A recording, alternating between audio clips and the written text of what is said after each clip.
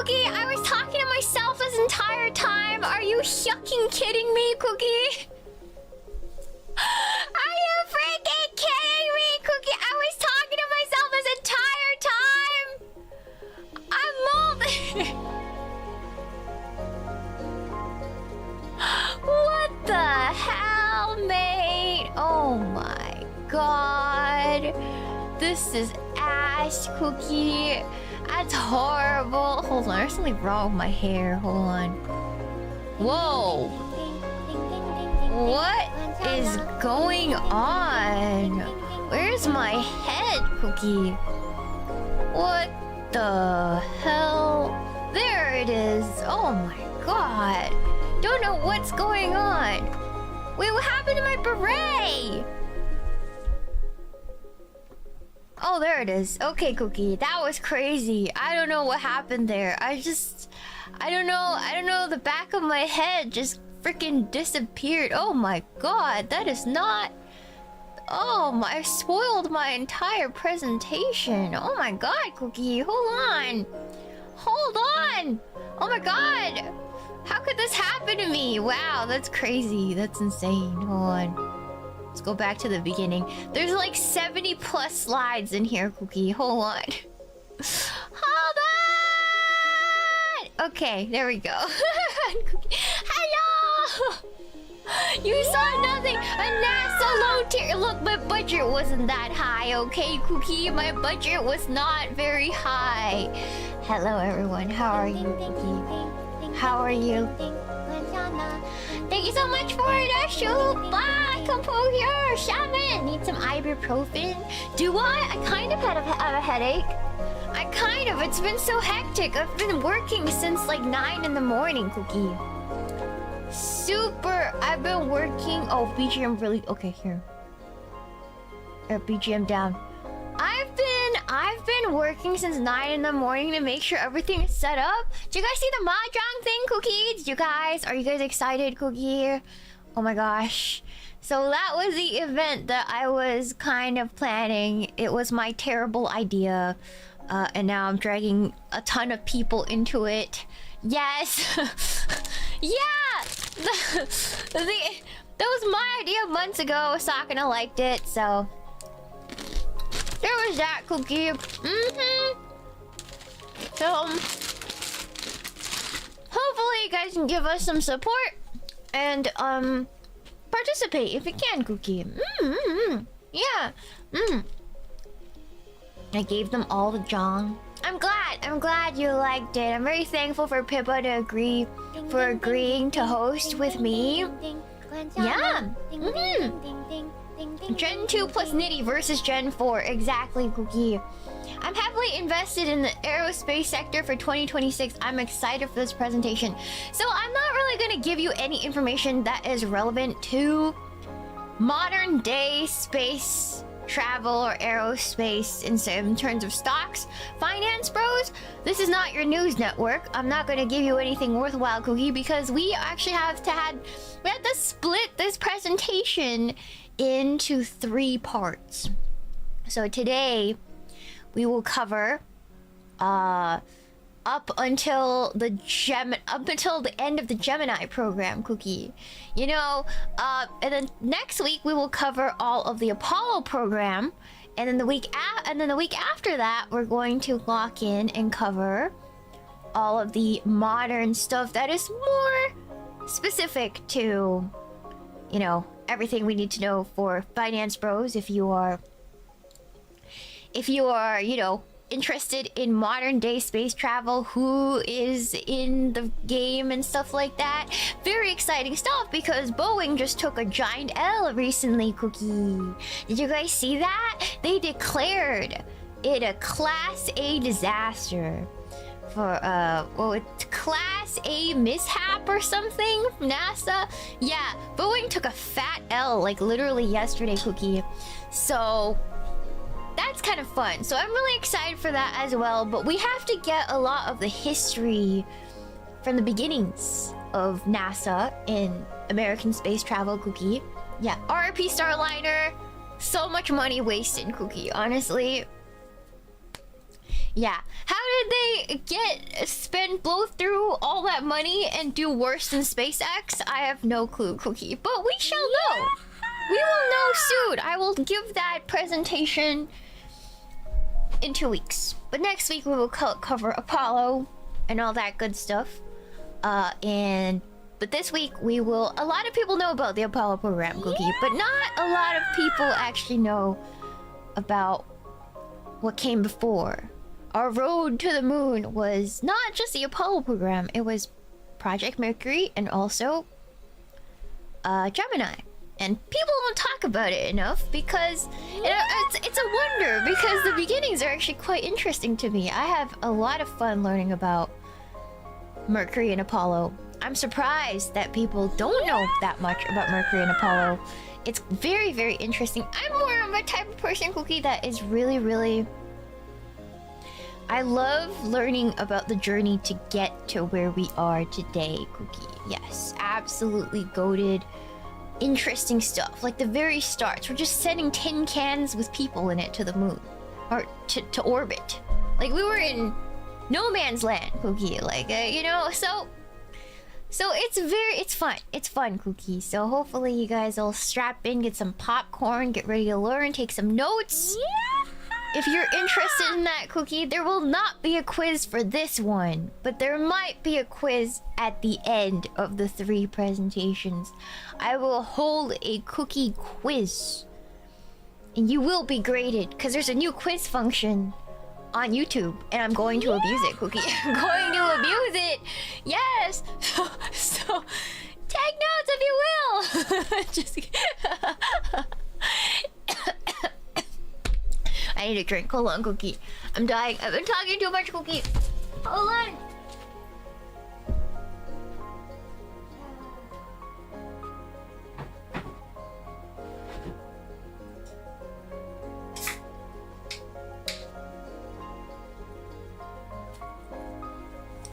I was eating hot Cheetos. It went down the wrong pipe. I am so sorry, Cookie. Alright.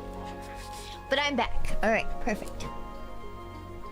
Machine, I gotta pee. Go pee! Go pee! We'll yap a little bit before we start, Cookie. But for those of you who are new, this is my new hyperfixation. Ever since I went to Houston, I visited Johnson Space Center.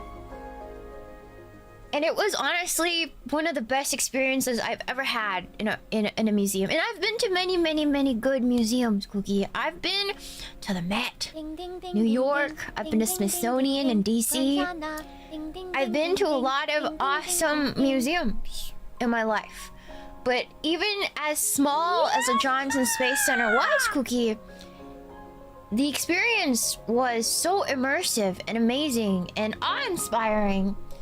I even took some tram tour, a tram tour, and I saw where they train astronauts and stuff, Cookie, and I've been in love and in awe with the idea of space travel ever since. I just think it's very awe-inspiring and it's something to think about. Yes, it's great. It's of all the dark and terrible things happening in real life, Cookie, this is one of those things where it's just like, it feels like if you put enough money and thought and band together to do something together, it feels like we could do anything, Cookie.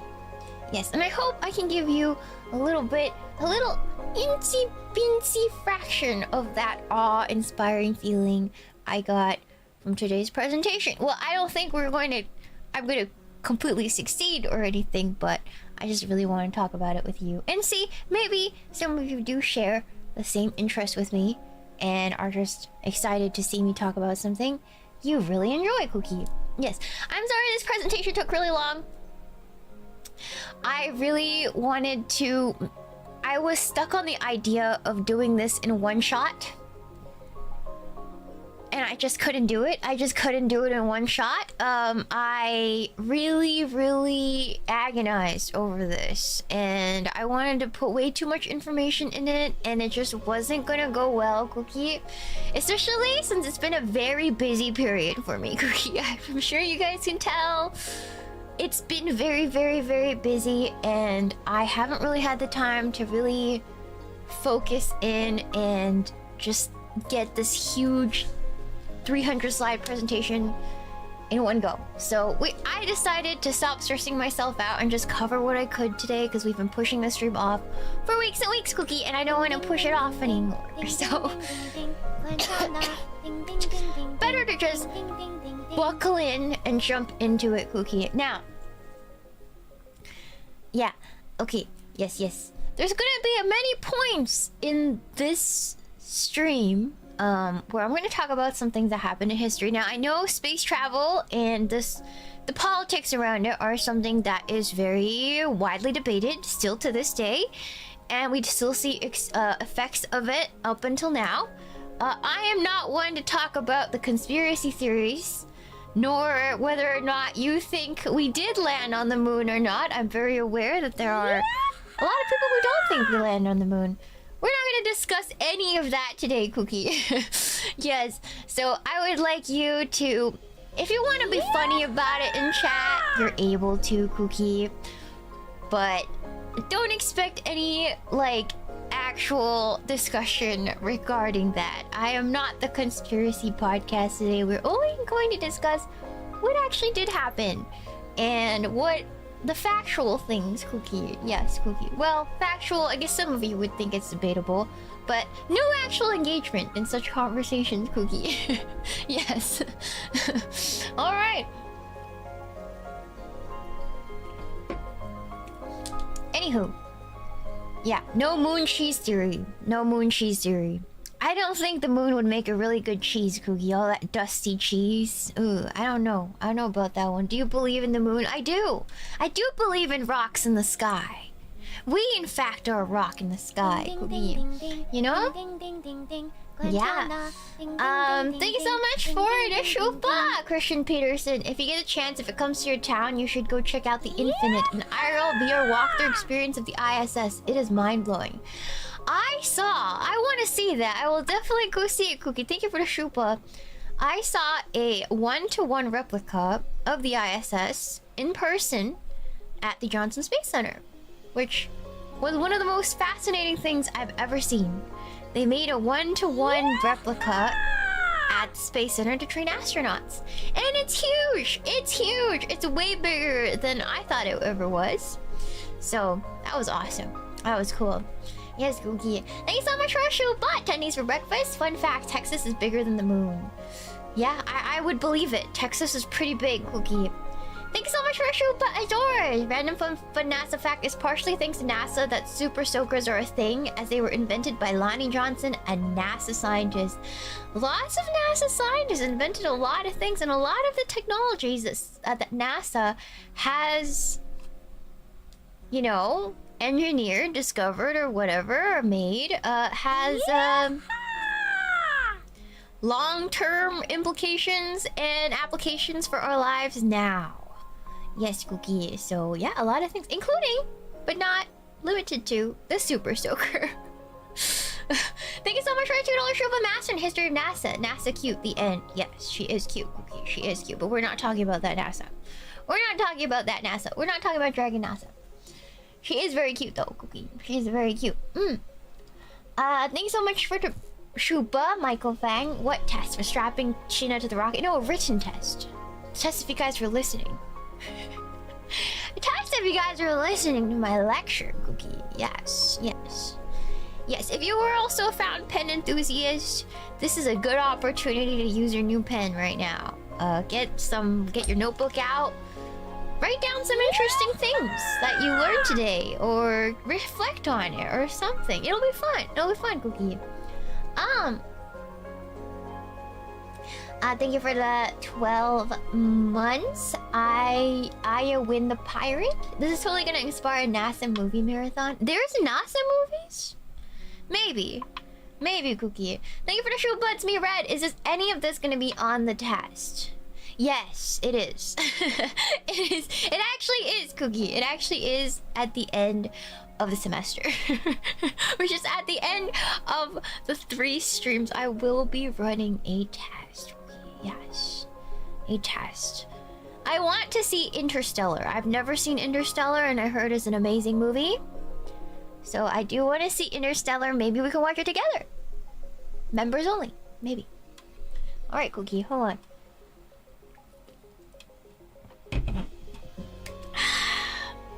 Alright, let's take off Draco Malfoy for today. We're talking about America.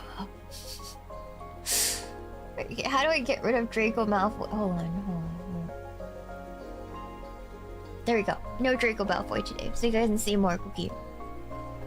I heard the science in Interstellar is actually pretty accurate for its time, so I'm really excited to see it.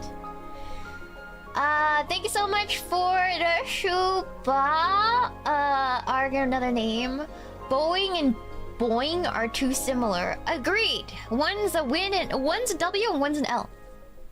One's a W and one's an L. And if you get it wrong, chat, you're gay. Anyways, Cookie. Thank you so much for the Shuba, Asmanra. Hi, Meemaw.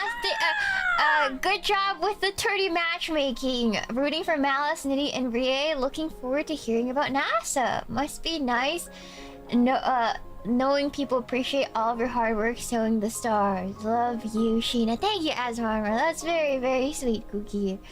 Yeah. Thank you so much for the $5 Shuba. Wolf, New Wing, Space Rocks. Space Rocks. Are we talking about Space Rocks or Space Rocks? Because we're talking about both, Cookie. We're talking about both. Thank you so much for the Shuba, the Theonix Co. Thank you so much for the Shuba, Cookie.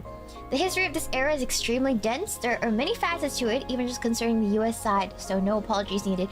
We are only covering the US side for the most part because I have not dived into the history of the Soviet cosmonauts at all. We will touch on it, Cookie, but that is also another history to in all itself, with a bunch of mysteries as well.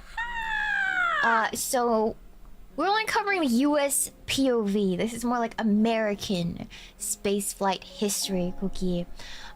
It's just too vast of a topic. The USSR spaceflight program is actually a can of worms, and I would like to cover it after I get done with the US, Cookie. Yes. But,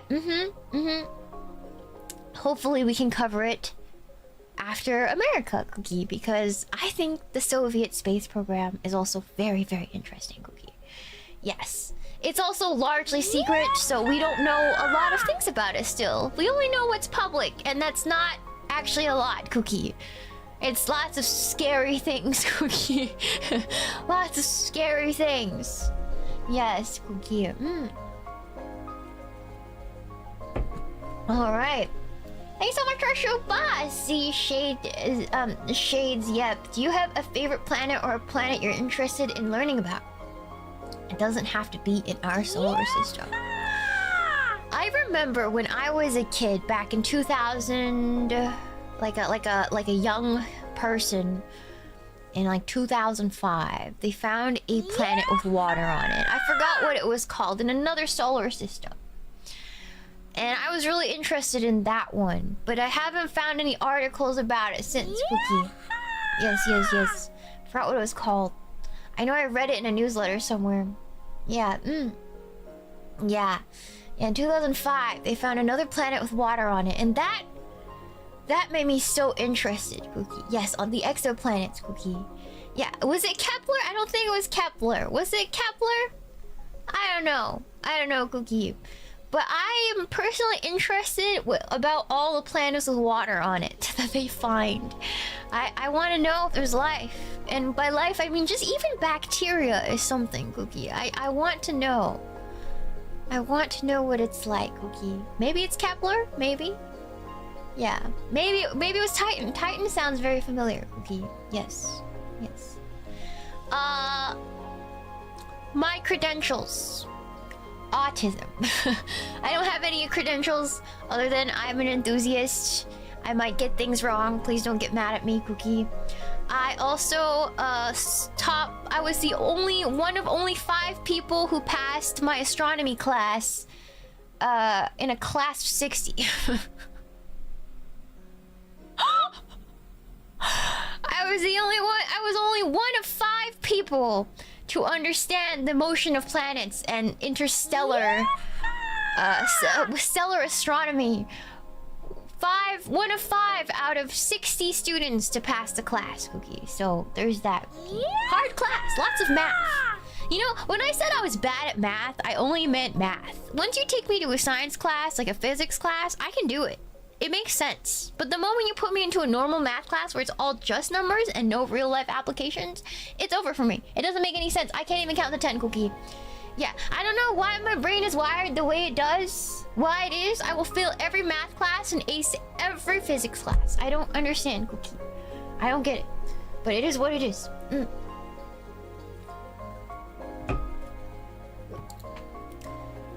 Yes, I don't understand. I don't understand. Yes. You give me a formula, I can work it. But if you put me in a math class and give me theoretical math, it becomes a whole terrible thing, Cookie. Yes. Terrible thing. Yes. It's too late for me to become an astrophysicist. If you guys think I was gonna go work as an astrophysicist for the government, I would be a VTuber. You know, I don't think so. I don't think I'd be very happy in a job like that, Cookie. I don't think I can. I'm too creative. I have too many ideas. I'm not very smart. Please don't say that. You guys have been with me for long enough to know that is not the case, Cookie. You guys don't need to try so hard, Cookie. All right. You guys don't need to try so hard, Cookie. Alright. Thank you so much for the show, Bow! Like Lego Hunter. Sorry, Professor Amanogawa. According to British Man and His Dog documentary, the moon is made of cheese and perfect with crackers. Yes, a completely true British science, Cookie. True British science, Cookie. Yes. Thank you so much for the shoe Bob. Oh my god, I can't get through these. Hold on, there's so many, Cookie. Thank you. Hold on, I want to catch up. Thank you, Endorphin Size, for the shoe Bob. I really recommend watching Interstellar on a big screen. If a theater will do a screening of it, you'll appreciate the beauty of the black hole gargantua better that way. I have a projector in my room, so I can watch it on a semi-big screen. I'll just have to find a really dark night to watch it from the bunk bed. It'll be fun, Cookie. Yes.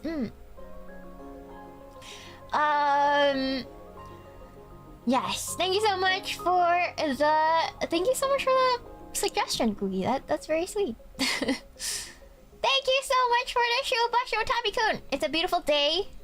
Miss Amanogawa Shiina, how are you doing, dear Shiina? How is stream going for you? Has anyone been toxic today? No, nobody has been toxic, Cookie. Very few people. I don't think anybody's been toxic in chat, personally. People have been out of line a little too. Some people get too close to the Yab sun, but I wouldn't call that toxic. I just call them getting a little too excited, you know? Like when they type me a shupa, I know they did it with one hand, you know?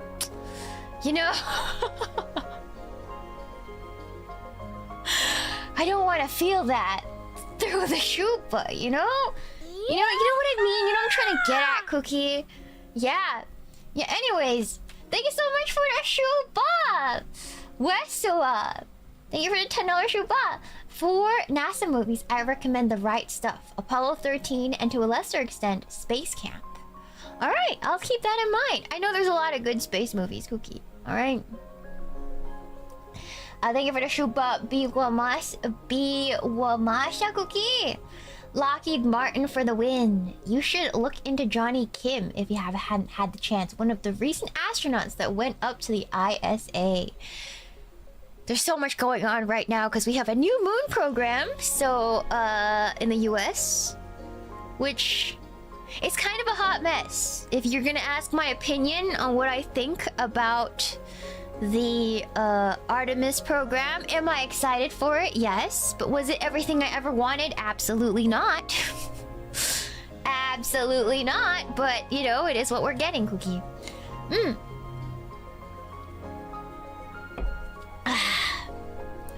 Artemis is an absolute mess. I'm just gonna say it now. I know I saw somebody that's a NASA scientist in my chat. I know you have a gag order, and I really appreciate the work you do. I hope you do not feel offended by whatever I, a pleb, an anime pleb on the internet, is about to say about any of the space programs, as all of you are working incredibly hard under a budget. So please don't let me make you feel bad. You are welcome here, Cookie. All right. All right. Okay. Thank you so much for the Shuba Endorphin sauce. Thank you again. Thank you, Will Collins, NASA engineer here. Hello. Excited to see this pop up on me feed. Thanks, Shiina. Wow, a real NASA scientist. I am going to be very nervous because the combined IQ of this room, including me, is closer to room temperature than I think at your workplace. So you're welcome, but I am sorry. I am sorry for what is about to occur together. You know, lukewarm, warm at best. Maybe a hot summer's day on a good day, Cookie. You know, on a good day we might have a combined IQ of a hot summer's day, you know? Nothing like the thermonuclear numbers that your guys are working with on your end, Cookie. Alright. Anyways, Cookie, you're welcome. Thank you, Will. Thank you, Priya. Thank you, Michael Feng, for the Shupa. I took a program for astronomy and had fun controlling the Harvard Observatory telescopes to take space pictures and visited MIT Chandra control room. That's so cool. Very smart people. I take that back. Maybe some of you are adding to the average. Maybe we are a hot summer's day, Cookie. You know, maybe today's one of those hot summer days. You know, hopefully, Cookie. Hopefully.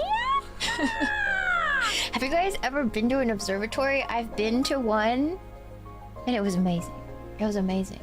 It was amazing, Cookie. Thank you so much for the shuba. Oh my God, hold on. Thank you so much, Azores. Thank you so much. They managed to take a picture of another star system with its planets visible for the first time with the new one, right? The James Webb Telescope.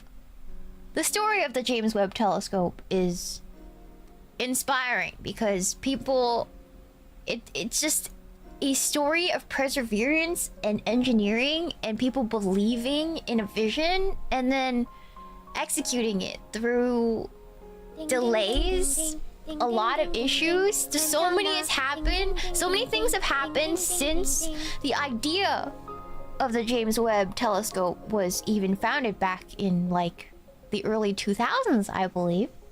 Or was it the early I forgot. But it was a long time ago. And a lot has happened in the world, and they've managed to launch it, make it and launch it through all of that, and make it something to come to reality. Something that has never been done before, Cookie. I think early 90s. I see. It goes even further back than I thought it did.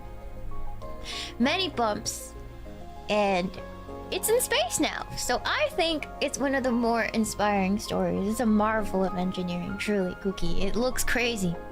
It's crazy, Cookie. Anyways, if you guys haven't seen the story of the James Webb Telescope, there's good documentaries about it on YouTube that you can watch free, so write that down. It's great. Maybe if you're eating dinner tonight and you need something on, I recommend maybe searching up James Webb Telescope and watching that documentary. It's well worth your time, Cookie. Well worth your time. Thank you so much for the shuba, Milk Toast. 2005, such a vintage year. Be silent. Be silent, Milk Toast. Be silent. Be silent. You are You are in the presence of a prehistoric being. Please be polite, Cookie. Thank you so much for the $10 Shupa Max deal. If you are interested in space-related anime manga, you should check out Planets. Never heard about it, but we'll write it down, Cookie. Thank you so much. Thank you, Lego Hunter, for the Shupa again. Thank you for the $2 Shupa Music and Fiction. American Spaceflight equals American punched upwards. I mean, that's most spaceflight, Cookie. That's like basically all spaceflight, Cookie. Thank you so much for the Shupa, Sea Shades. Yep, that planet of water is called TOI 733b. Yes, that sounds right. That sounds right, Cookie. Thank you. Thank you for the Shupa, Joe60016. Fun fact, there's an exoplanet called J1407b with rings about 200 times larger than Saturn's. That's crazy. I wonder what's in those rings. Thank you so much for our Shupa. No longer a person. All my Shupas are one-handed. I'm on mobile app. I can never type on my phone with one hand because my hands are too small. And I have an iPhone 16 Pro Max. That's right, Cookie. So it's too big. It's too big. Thank you. Hold on, wait. Thank you for the Shupa, Red Scout meme. I don't see your content very often. When the space nerd saw you covering space flight history, I decided it was time to give you a watch. Welcome, Red. Hopefully I don't annoy you until you leave, Cookie, but welcome, Cookie. Thank you for the Shupa. Thank you so much for the 2 months of member Asbel. Thank you so much, Cookie. Thank you, Bo Weevil, for the Shupa. I've been told I'm an astronaut since all I do is take up space. Bo! No! That's not... That's not how that works! That's not how that works, Cookie! That's not how that works, Cookie. Thank you so much for the Shuba, Rem Force. I'm here to bring the average IQ lower. Thanks, Rem. Thanks. We needed you. You know, balance on all things. We can't get chat thinking that they're too smart. You know? We can't have chat thinking they're too smart. We can't. Because then I get bullied too hard. I see what happens in Lumi's chat. Ding ding ding ding. I see what happens in Lumi's chat, Cookie. Ding ding ding ding ding ding ding ding ding. I'm like, damn. I see what happens. I see what happens, Cookie. Yeah, I'm like, damn, both this woman and the chat think they're smarter than the other, and it's I'm not sure about this. Okay, Cookie. Yeah, what happens there? Exactly, Cookie, exactly. It's just negging. It's just smart people negging each other. That is the Gumi chat, Cookie. That is the Lumi chat. It's just back and forth negging. Endless war, Cookie. Alright. Thank you so much for the Shuba! Zoonfield, thank you. Glad to see I'm here to learn about space. I don't know what that is. Oh, space. I see.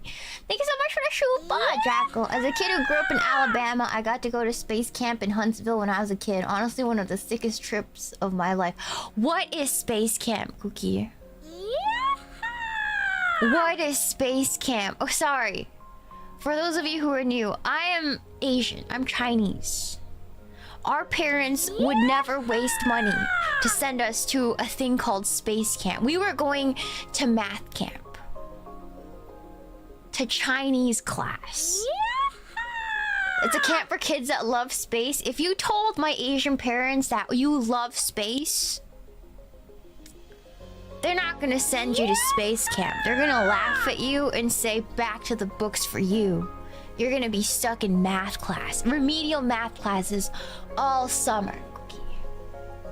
That's like a cultural concept I don't even understand, Cookie. What happens at a space camp? Do you guys just look at the stars? Do you learn about the stars, Cookie? That's crazy, that's crazy. Yeah, that's cool though. That's cool. I want to shrink myself into a kid and go to space camp, Cookie. Yeah, Anyways. Oh, speaking of that, I had a really funny experience when I went to Johnson Space Center. I was visiting the astronaut training facility, And we kind of move, if you go there, you kind of move single file through the facilities. You're on like a raised like hallway with glass, so you can look into the facility, right? So we're walking along, and I'm with like there's a Chinese family in front of me, okay? And they have a little kid that must have been around like 6, 7 years old. And this conversation all happens in Chinese, right? I can understand it. So the kid goes, "Dad, if you make a mistake in space, do you die?" And the dad just looks at the kid and he goes, "That's why you don't make mistakes, kid." And I was like sitting there nodding, like standing there like behind them like, "Yep, Asian parenting. I feel for you, kid. You gotta get the emotional damage in very early, Cookie." Yeah.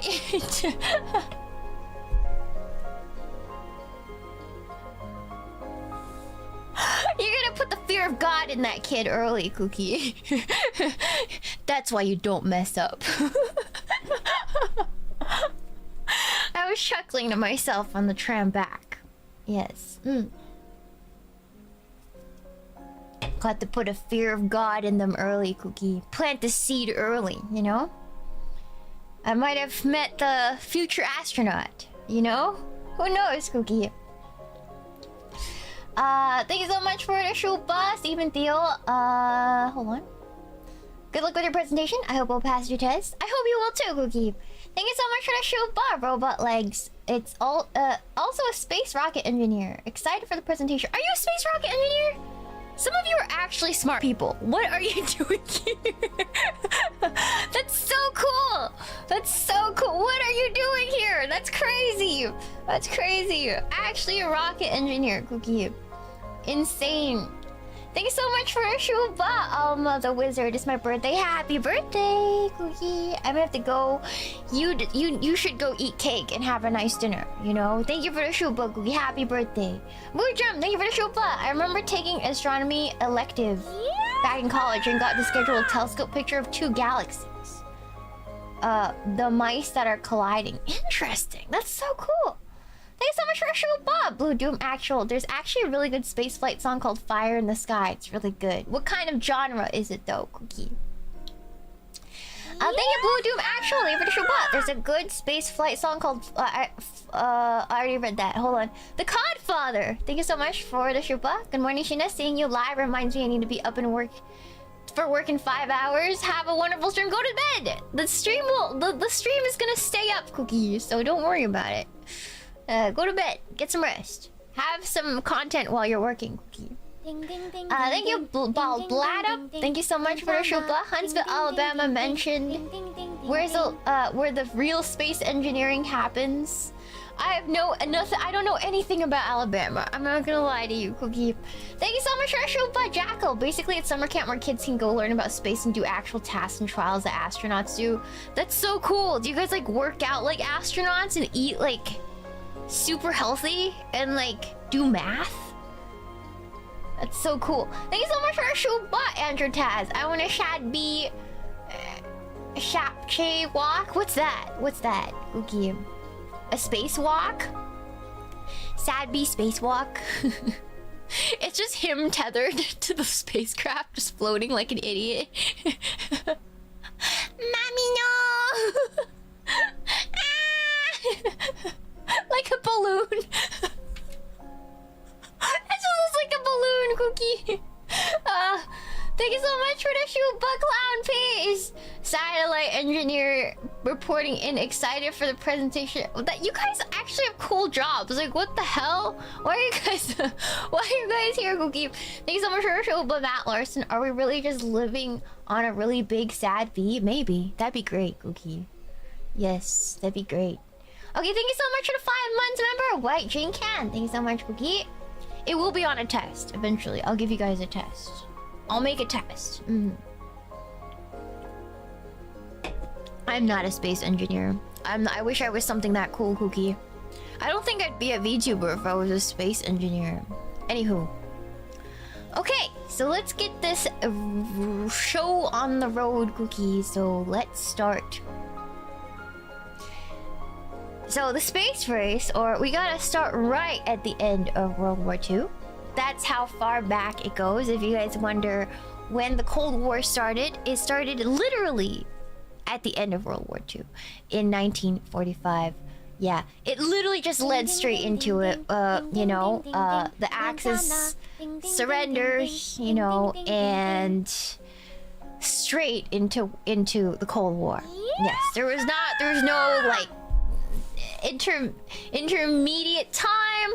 It just immediately started because there was already tensions between everybody in the US and the USSR. Yeah, we already had issues with the Soviet, with the USSR, but we ideologically, you know, but we partnered with them through World War II to win the war. You know, how do you say? The enemy of my enemy is my friend.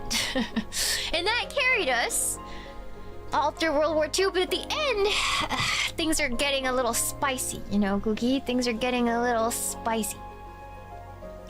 Yes, the Cold War was a period of international geopolitical rivalry between the US and the Soviet Union of World War II. It ended with the dissolution of the Soviet Union all the way in 1991. That's how long the Cold War actually lasted. And for some, we're still kind of in it. It's debatable whether or not it truly ended. But we're not gonna get too deep into that because that is how do you say, Cookie? That is very topical, debatable. It's history that is unfolding right now. It's impossible to talk about without going deep into politics and ideologies and narratives. And so we will not cover it because it's not history yet. Very spicy, Cookie. But some say we are in another one. Now, that's up for you to decide, Cookie. Right. Anyways. But yes. Very recent, 1991. I believe some of us were alive during the Cold War. If you, a lot of us in chat were alive during the Cold War. That makes us sound like dinosaurs. So don't tell anybody that you were alive during the Cold War, unless you want to seem like an absolute caveman. Yeah. Yes, Cookie. Couldn't be me. Yep. All right. If you guys remember, you know, with the Mr. Gorbachev, tear down this wall. I remember that. Do you guys remember? All the good highlights, Cookie. I remember it. I remember Cookie. Yeah, we learned about it. It was just very recent history, Cookie. Anyways. Yeah. Alright. So this is very, very important to know, and a lot of times it is glossed over because it's kind of a little spicy. Now, I want you guys to behave. I am just going to talk about this very clinically, okay? Okay. But, at the end of World War II, obviously, the US and the Soviets occupied Germany. And a lot of those scientists and whatever, there's a lot of science, German engineering and science advancements that they made during the war, and the Soviets and the US quickly realized that they needed that technology and engineering prowess.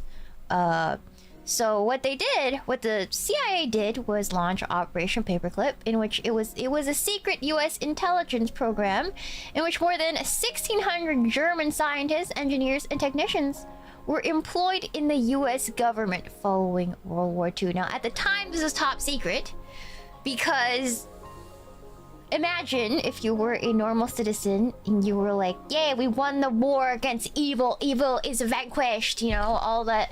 And And all of a sudden, the government's like, oh yeah, but like, we're gonna work with them now because we need their technology. I think most people would not take well to that, Cookie. So obviously, it was top secret, Cookie. You know what I mean?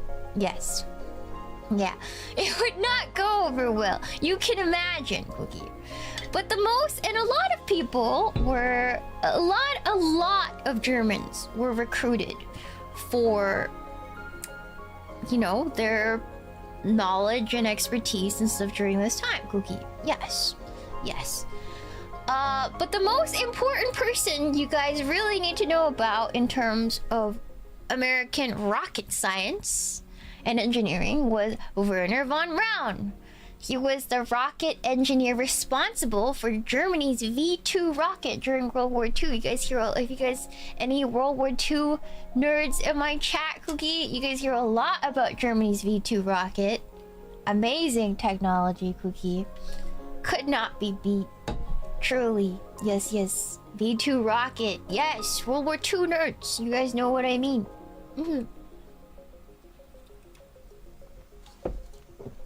Yes. So Werner von Braun. Exactly, Cookie. And he said something really funny. He said, so why? Why did Werner von Braun decide to come to the US? You know, it's not like he had a choice, right?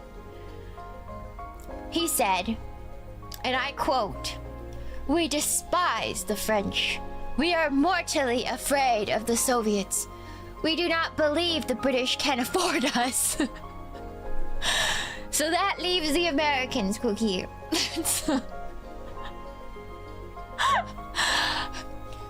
He said, literally, a very classy way to say, I hate the French. You know, F the frogs. I'm terrified of the Soviet Union. The British are too poor. So I guess we'll go to America, Cookie.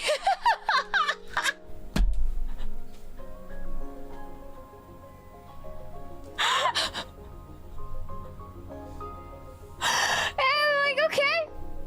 You know that they're poor because of the air raids, right? They're too busy trying to build up their entire cities that were razed to the ground after the air raids that... But you know... Still true! But I was just like, okay, Cookie, but... Anyways. Going on, Cookie.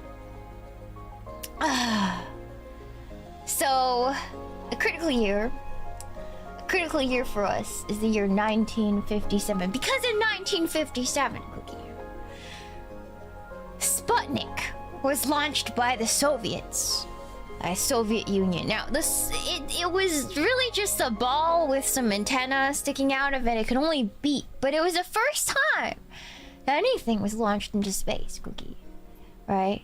Right? Anything. It was the first time. It was unheard of. It was the first, Cookie. Right? And it marked this beginning of a space race because when it hit, when the news spread, Cookie, the American public was like, huh? It was a shock.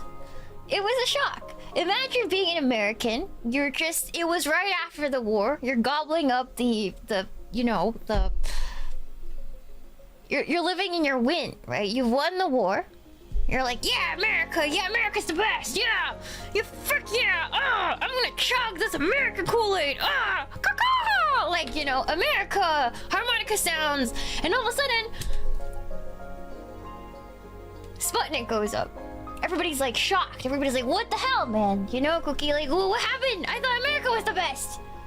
Everybody's like, USA, you what? You know? It's kind of like, what happened, Cookie? You know? Too busy partying, didn't realize that while we were partying, they were studying the blade, Cookie. So we're like, well there, Cookie. What do you mean? You know? So everybody was very we're like, oh crap, oh. So then we officially have to lock in. We decided we gotta lock in or else we're going to lose our grip on the American ideologies and blah blah, you know. Freedom, caca, you know. Anyways. So they launched Project Mercury, which is America's very first official space program. Look at those suits, so shiny, Cookie, very retro, very 50s. That looks very 50s, Cookie. There's the patch right there, really cool. The first ever patch for the mission. First ever human spaceflight program of the US, and it lasted from around 1959 to 1963, and the goal wasn't even to the moon at first, Cookie. It was to put a man into orbit. Now, it sounds like easy now. It's not easy, but we've put so many things into low Earth orbit at this point. Even Amazon has, if you think about it, Cookie. You know, so for us, like low Earth orbit, whatever. But remember, at this point, like, that idea was insane in itself, Cookie, you know? Like, now we deliver Amazon packages up there, you know? It's whatever.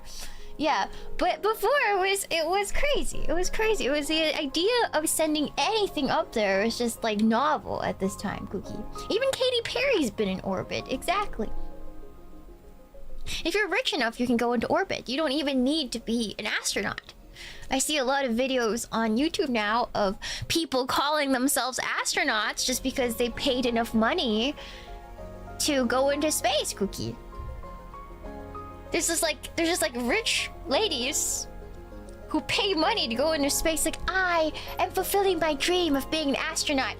Is it just me, or do I feel a little offended, ethically and morally, by that? I don't know. Is it just me? Is it just mean for me to gatekeep the word astronaut, Cookie? Maybe that's just me. You know, I heard the new Asian guy that went into space just recently.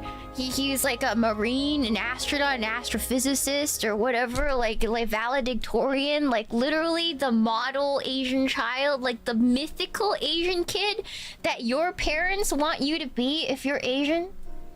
They sent that guy up to space. I don't know if you can compare that to some lady who just has enough of daddy's money to send herself up into space. I don't think they should be called the same thing, Cookie. But that's just me being judgmental, you know? What do I know? What do I know, Cookie? Yes. You know? Korean guy, Navy SEAL, brain surgeon, astronaut. Like crazy. He did everything. He's just missing lawyer. Honestly, at this point, Cookie. You should call yourself astro-tourist, not an astronaut. Not the same thing, Cookie. Maybe that's just me. Maybe it's just me being mean, Cookie. Anyways. Sorry, let me catch up on the show, boys. Thank you so much for the show bot, Tangerines. I was on a plane today, so I'm the Wright brothers. Yeah, thank you so much for the shoot button. Nocturnal, they get carried. Prove me wrong. Yes, Cookie. Yes, I don't want space travel. Okay, maybe this is just me being nihilistic or mean or all the above or whatever. You can call me a bitch later, Cookie. I don't care. But you know how getting to the top of Mount Everest and coming down alive was like an insane feat before, and now you pay money to get carried up there with oxygen and then you come down? It's still a feat, but it's not the same thing anymore, Cookie. You know what I mean? It's not the same thing. I don't want space to be that. I don't like that vision, Cookie. I don't like it, but maybe with the commercialization of space, that's where we're going. That's literally where we're going. And I don't know how I feel about that. I think I feel mostly negatively, but also excited that maybe in the private sector, we might have space travel, and maybe within the realm of human existence, we might have long-term space travel. I am in the opinion that I don't think that in the span of human existence, I think we might go extinct before we figure out interstellar travel. I think that is something I can't even imagine right now, Cookie. But the idea that we're getting closer to it, I kind of like that, you know? I don't know, Cookie. We'll see. We'll see. We'll see, Cookie. We'll see. Alright. You guys tell me. It's a very interesting idea, but you guys tell me. I'm just thinking too much, Cookie. Alright. Yeah. Thank you so much for the Shupa Arg of another name. We need a Shiina version of Tumblr's song Werner von Braun. Also, oh, there's a song about Werner von Braun? Also, I was in high school when the Cold War ended. I'm old. Damn, Arg. Damn. Why would you... Now everybody knows you're a dinosaur. Damn. Damn, Cookie. Yes. That means that you have, like, the dinosaur phone. That means you're, like, old enough to have the dinosaur phone. Do you guys know what the dinosaur phone is? Tell me you know what the dinosaur phone... Okay, giant first cell phone. My mom had one. I remember her. The Motorola Dynatac. Did you have a Dynatac? My mom was so cool. She had a Dynatac, Cookie. I remember her Dynatac. Yeah, I'll show you. I'll show you. The Motorola Dynatac. Hold on. This one. This thing. There's this really amazing picture of my mom calling on her Dynatac. It was a... Oh, hold on. It was a literal fridge, a toaster. It looked like this, Cookie. Awesome. And it cost a pretty penny back then. My mom earned a lot of money and bought it with her own money. Yeah. Awesome picture of my mom somewhere with her Dynatac. Yes. Alright. Awesome. Anywho, Cookie. Okay. Let's see. What was I going on? Oh, I'm still reading Shupas. Yes. Thanks so much for a Shupa, Sir Jenkins. Software engineer here. Some of my code is on the Artemis 2 mission. Excited to see it launch in a week. No, in 2 weeks, right? It's launching in 2 weeks. Excited. We'll watch it together, Cookie. If you guys are wondering about Artemis, we will watch the launch together on launch day live. We will watch it together. So yes, hopefully you guys will be here that morning for the launch, unless it's delayed again. But just like this stream, been delayed a lot of times, Cookie. Yes, Cookie.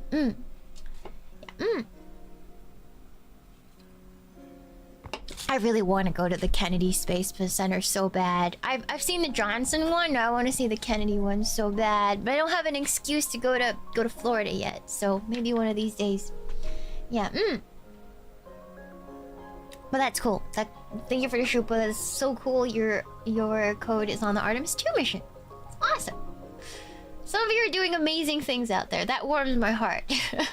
Real people doing cool things is amazing to me, Cookie, because my job isn't even real. I don't even know, Cookie. Thank you so much for the Shupa, Oscar the Florida man. World War II in space talk. Here, take my money. Thank you so much, Cookie. Thank you. That's very sweet. Thank you, Filmer for the Shupa. Just a normal IR fan. Send Shiina to the space fund. I will not survive being launched into orbit. I have glass skin and paper bones. I like to admire space travel, but it is not advanced enough for me to safely decide to get my body launched into space with all those G's. I cannot. No, I will die going up into orbit, Cookie. I just am not physically fit enough. There's not enough blood in my body to survive the G's that is gonna be put on my body, Cookie. I'll pass out. Yeah. I'm very anemic, so I don't think I'll ever be able to go up in space, but yeah, and I'm also I have sensory issues because I'm neurospicy.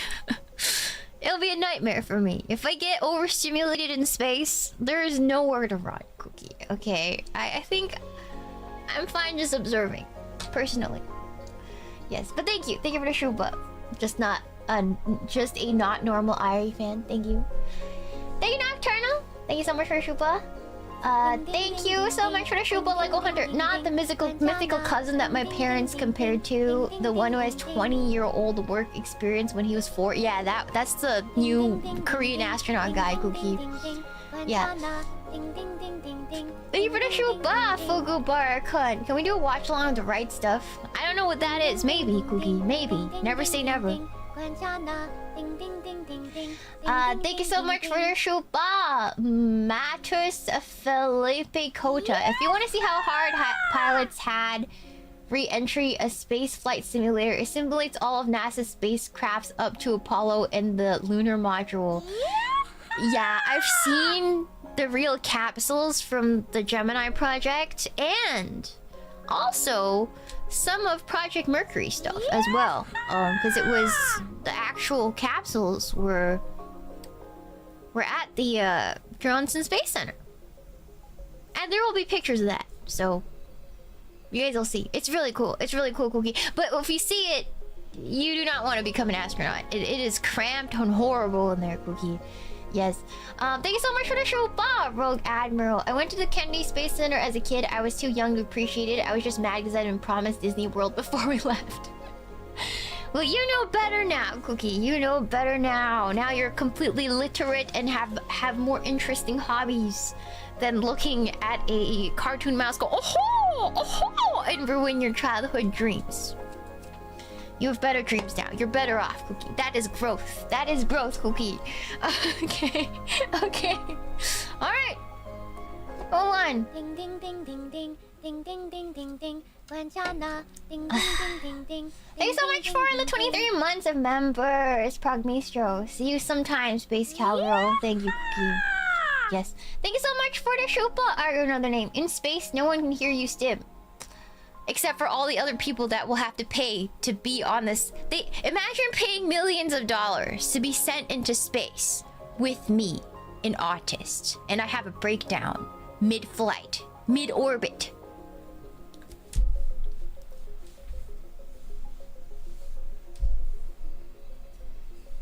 I wouldn't, Cookie. I wouldn't. I'd ask for a refund. Yes. All right. Thank you for the show, but I have another name. In space, no one can. Yeah, thank you. Thank you. All right, Cookie. Let's move on. The goal of Project Mercury was to put a man into orbit and return him safely, ideally before the Soviets. It was a race. The space race was officially on, Cookie. Then in 1961, you see, just 3 years after Project Mercury was formed, 2 years. 2 to 3. Cosmonaut Yuri Gagarin becomes the first man in space. And what you guys notice about Yuri Gagarin? That's not an American. That's not an American, Cookie. R.I.P. So, can you imagine how the U.S. felt after USA, and then all of a sudden, Sputnik and Yuri Gagarin, we're losing the world. We're losing it by a long shot. Now, I'm just glossing over this, Cookie, right? But in all of the space flight stuff that you've seen, we were absolutely getting mogged. We were getting just absolutely mogged by the USSR for the longest time. For the longest time, we were getting absolutely mogged by the USSR for a long time. Yes. Yes. Alright.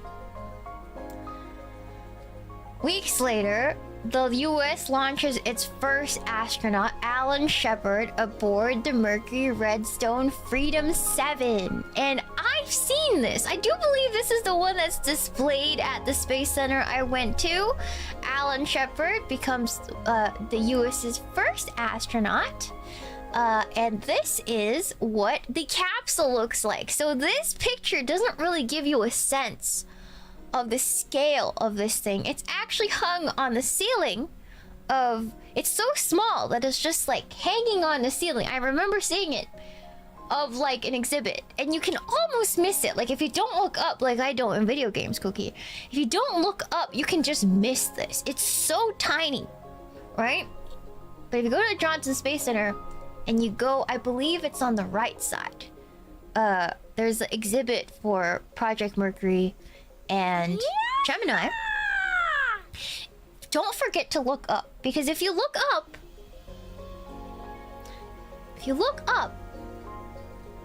hear me, gamers, you gotta look up. Especially you, Tarkov players. Look up. Look up. Especially you. Look up. Look up, and you'll see this thing on the top, Cookie. Alright? Look up, and you'll see this little thing. It's way smaller than you think. It's literally a tin can. It's teeny tiny. And I think it's amazing. Yes. I know. I do know, Cookie. I love watching ex-military people play Tarkov. Because they teach me things. They're like, you know, people never look up. So I get up high. I remember I watched your video. Yes, Cookie. So this was the capsule. Yes, this is the Mercury Redstone 3. Yes. Go see it! If you guys are in Houston, if you guys live in Houston and you haven't been to the Space Center, it's well worth the $35 admission fee. Well worth it, Cookie. Or was it $45? It was like $35, $45. Well worth the money. Make sure to go take a tram tour too. When you go in, get in early and line up immediately on the right at the counter for a tram tour. And if you want to plan a trip ahead, make sure to book the mission control ahead of time. I did not get to do that because I had no idea what I was signing up for. But I highly recommend it. I will be back. I will go again and sign up for mission control, Cookie. Yes. Yes. All right. Thank you. Moving on. Oh, hold on. Thank you for the shoe buff. Time for Jack Tarip. Right Stuff is a movie about Mercury program astronauts and Chuck Yeager breaking sound barrier over California desert. I grew up in the area he flew over, so it has always been special to me for that reason. And it's so cool that a lot of you in America are connected in some way to something about the space program. I had a Canadian childhood, and there's not really much fanfare about Canadian space programs, Cookie. So, personally, I didn't really have a really strong connection to space travel or stuff like that, Cookie. Other than the fact that I was made in the sky. If you guys know that lore, good for you, Cookie. Thank you so much for the $5 Shuba Jackal. Fun fact, Commander Shepard from Mass Effect is named after Alan Shepard. I see, Cookie. Yes. There are Canadians in space. Yes, there's always a lot of Canadian astronauts in space, but I don't really hear a lot about, like, the technologies and stuff, because they just go up with the Americans. They don't really have their own rockets as far as I know, Cookie. Yes. Alright. So, in 1961, President John F. Kennedy, in a joint session of Congress on May 25th, 1961, I think he did an official speech in which he made it known that it was one of his priorities to get man to the moon. This is his first, I believe this is his first official mention of it to the public, at least. And, yeah, it was important to him because Soviets were winning, they're mogging us. They're mogging the US at this point. So the only way that Kennedy, or a lot of people, but JFK pretty much says we gotta lock in because the Soviets are mogging us. And the only way we can beat them is if we're the first to put a man on the moon. Is that, Cookie? This is very early. This is very early on. He's only been president since January of that year, Cookie. Or was it February? I forgot when president's term start, Cookie. But newly appointed president, we gotta lock in JFK, Cookie. Yes. The US had only at this point, when he gave this speech, yes, was able to put a man in space for only 15 minutes. It was literally like launching a guy up there and watching him fall back down. We have not really achieved any crazy amount of time. I believe the Soviets had us beat at this time for time in space as well, Cookie. Like the amount of time in space, in orbit. We were so behind, Cookie, right? Not even a full anime episode. Yes, if you were watching an episode of Naruto, Cookie, you wouldn't even be able to finish it before you had to strap in and go back and re-enter the atmosphere, Cookie. So, it was lofty. He said, in the next 10 years, in the decade, so between the 60s and the 70s, we will put man on the moon, is what he wanted to do, Cookie. Yes. Lofty, lofty. I would, if I was somebody living during this time, I'd be like, he's crazy, Cookie. He is insane. This president off his rocker, Cookie. Off his rocker. You know, anyways. Yes, anyways, Cookie. Thank you so much for the Shrupa Nocturnal. To be fair, the Avro era was wild. Shame it didn't. Wait, what? What are you talking about, Cookie? Add something I don't know about yet, Cookie. Alright. So, then, Project Gemini. The second United States human spaceflight program. So I'm glossing over a lot of Project Mercury because it was just a lot of stuff. But Gemini is really when things start heating up. This is like our first like intense human spaceflight program leading up to Apollo, right? It lasted from 1961 to 1966. And the goal was the development of space travel techniques to support the Apollo mission to land astronauts on the moon. So before we attempted to land astronauts on the moon, we needed to figure out a lot of things. First of all, we need to learn how to put a man in orbit. Then we gotta learn how to put like a spaceship in orbit. We're gonna have to figure out how to land on the moon. If we can't figure any of those things out, like how will the effect of being in space affect the human body? How are the astronauts gonna do work in space, in orbit? Then obviously we have no idea, right? So we need to find out a lot of things, and that's why Project Gemini came into being, Cookie. Yes. Yes. Hold on. We have somebody cool in chat. Where is Aerospace Guy, Cookie? Wait a second. Oh, classic aerospace history. Hello. Yes, I do believe I watched your videos for a lot of this. So I've been on a binge. Cookie. I've been on a binge. Yes. Ding ding ding ding ding. Obviously, I'm not gonna get into as insane of detail because I almost got into this. I had the blueprints for each of the capsules, and I was like, nobody needs to know this. This is too in depth. I'm gonna take that out, Cookie. So instead, I just covered things generally, all you need to know for a beginner and stuff like that, Cookie. Yeah, I had like.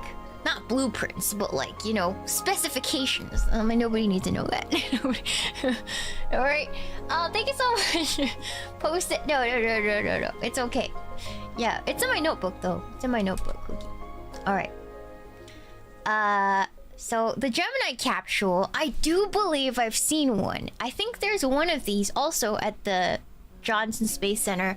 If you go a little further, so you go in, you see the Redstone Mercury rock capsule on the top. If you take a left, I believe there is a capsule there in the middle of that section, and that is a Gemini era capsule that has re-entered space. A little chart on one side. I could be wrong, but it was pretty cool. It's pretty cool. So again, if you get the chance, definitely go see it, Cookie. Definitely go see it. It's really amazing, and you can look inside it. Actually, I have a picture of it. I wonder if I can show you guys. Hold on. I I do have a picture of it. Hold on. Let me look. Let me send it to myself. Oh, I have pictures of the Mercury Redstone one. And yeah, hold on. Yeah, hold on. Let me show you. I have real pictures that I took at this location. Hold on, Cookie. Yeah, let me send it to myself first. And check it just in case, Cookie. I don't want to dox myself. I have real pictures that I took. Hold on, Cookie. Hold on. You know, a museum trip is impactful when you remember what each object you looked at was. I've never had that happen in all my life. Like, have you guys ever remembered any specific artifact that you've seen that really stood out? I remembered all of them, Cookie. All of the ones that I caught my eye and everything. A lot of amazing pictures, Cookie. Hold on. Let me do this. I think we'll need this one too. Okay. There we go. And then scroll down. This. Send. Okay.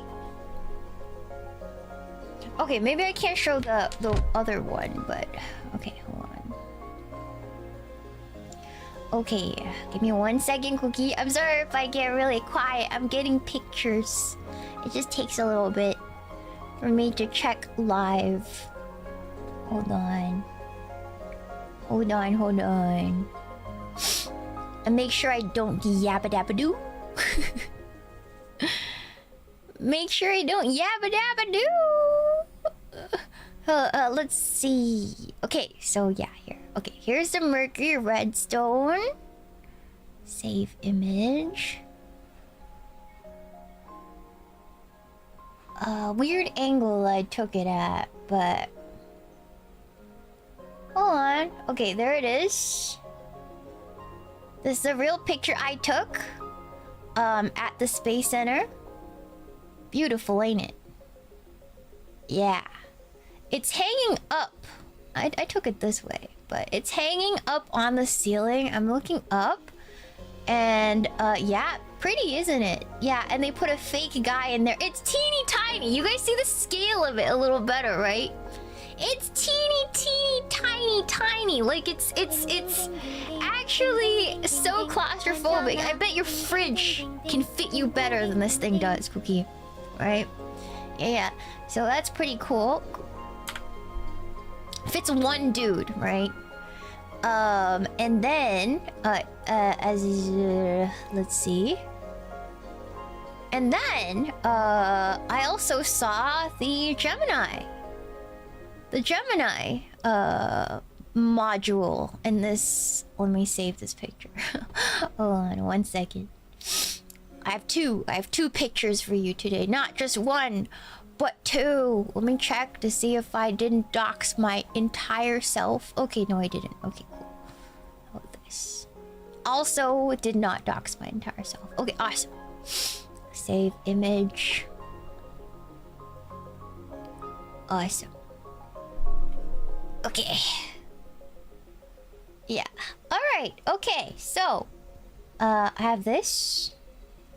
So this, I do believe, was a Gemini capsule. You can see it can fit 2 people.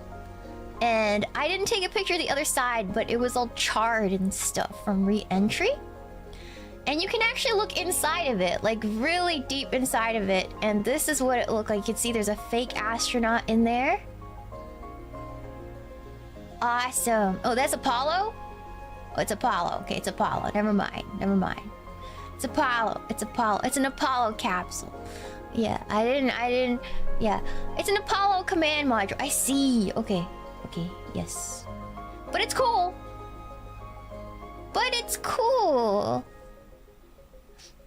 It's Apollo. Yes, I think this is what went to the moon, actually, Cookie. Yeah. I don't know which Apollo this was. Yeah, real pictures. Yes. I don't know. So I don't know if I saw a Gemini capsule. I don't know if I did. I might have, but I didn't take a picture, Cookie. All right.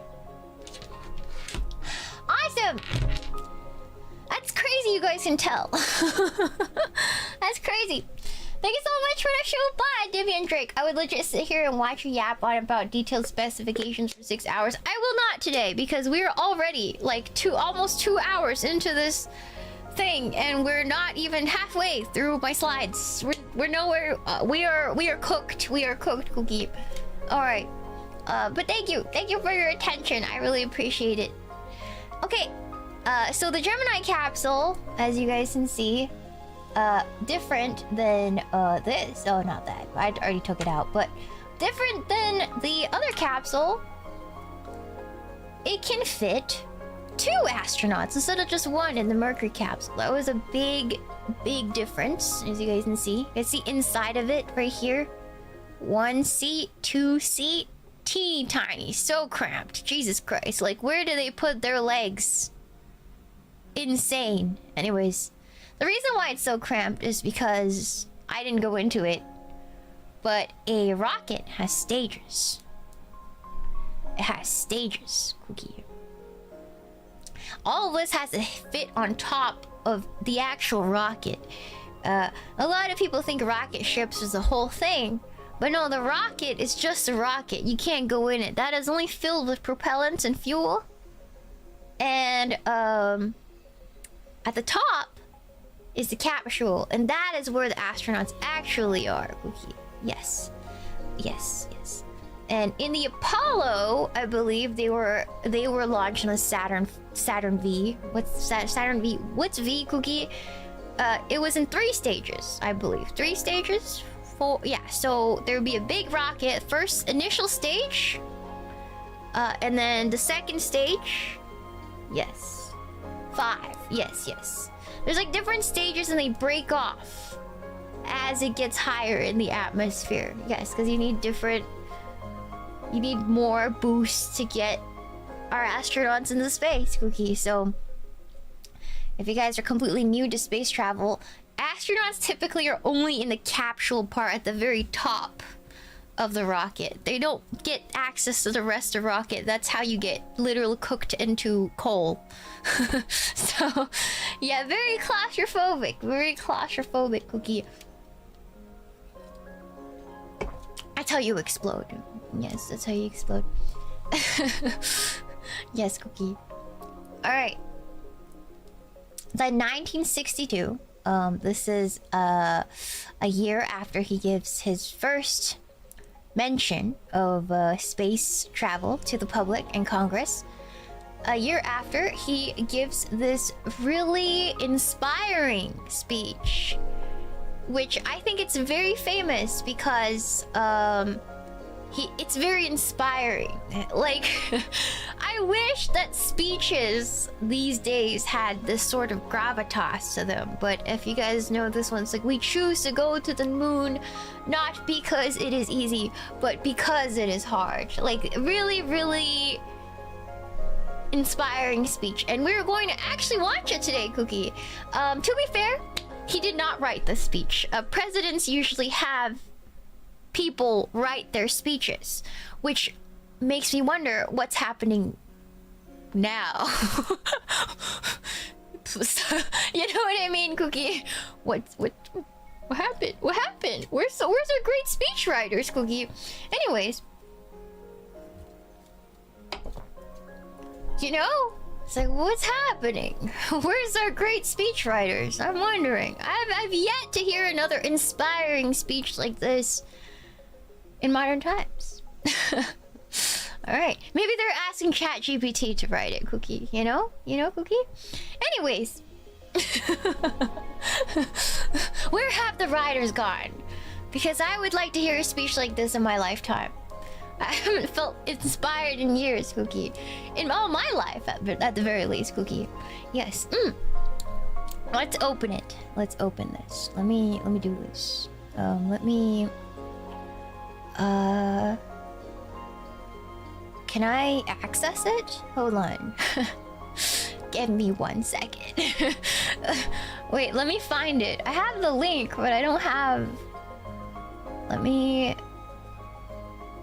Let me do this. Hold on. Let me close some windows. I have some crazy windows open because I just got out of another thing I was hosting, Cookie. So I'm really grateful for your patience. I'm all over the place right now. I really appreciate it. Let me do this. Hold on. All good, all good. Yeah, I set up everything for the last thing too, so I'm like, oh my god, I'm everywhere. I had so many things to prepare. I surprisingly got 7 hours of sleep last night despite everything, Cookie, so I'm kind of proud of myself.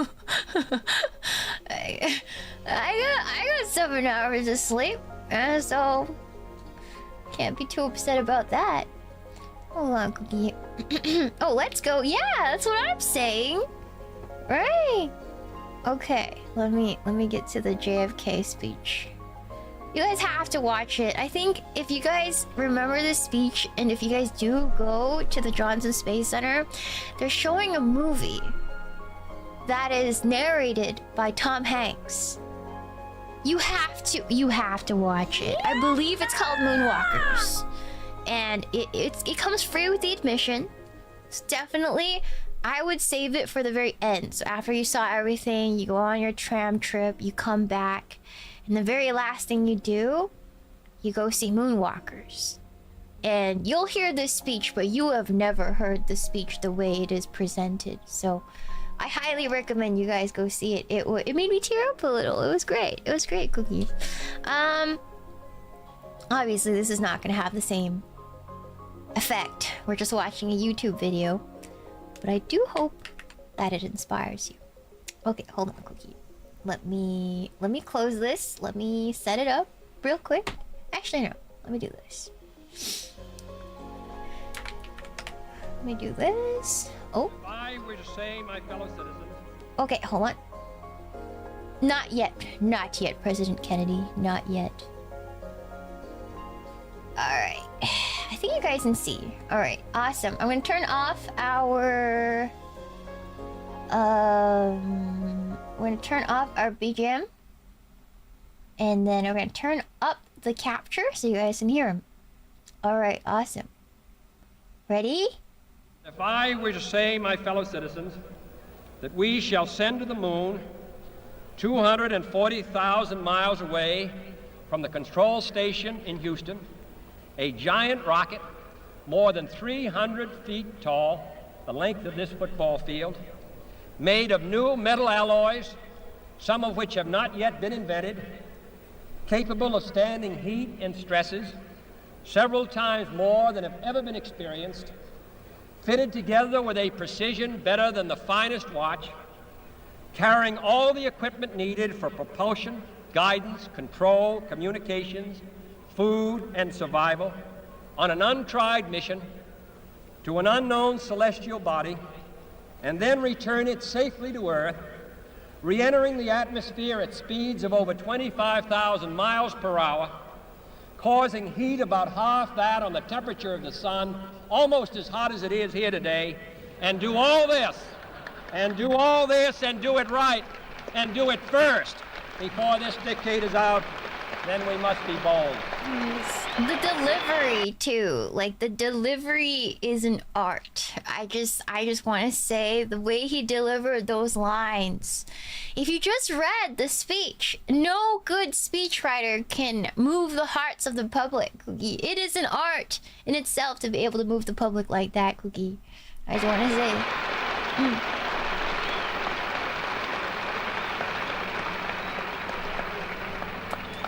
I'm the one who's doing all the work, so we just want you to stay cool. Very charismatic.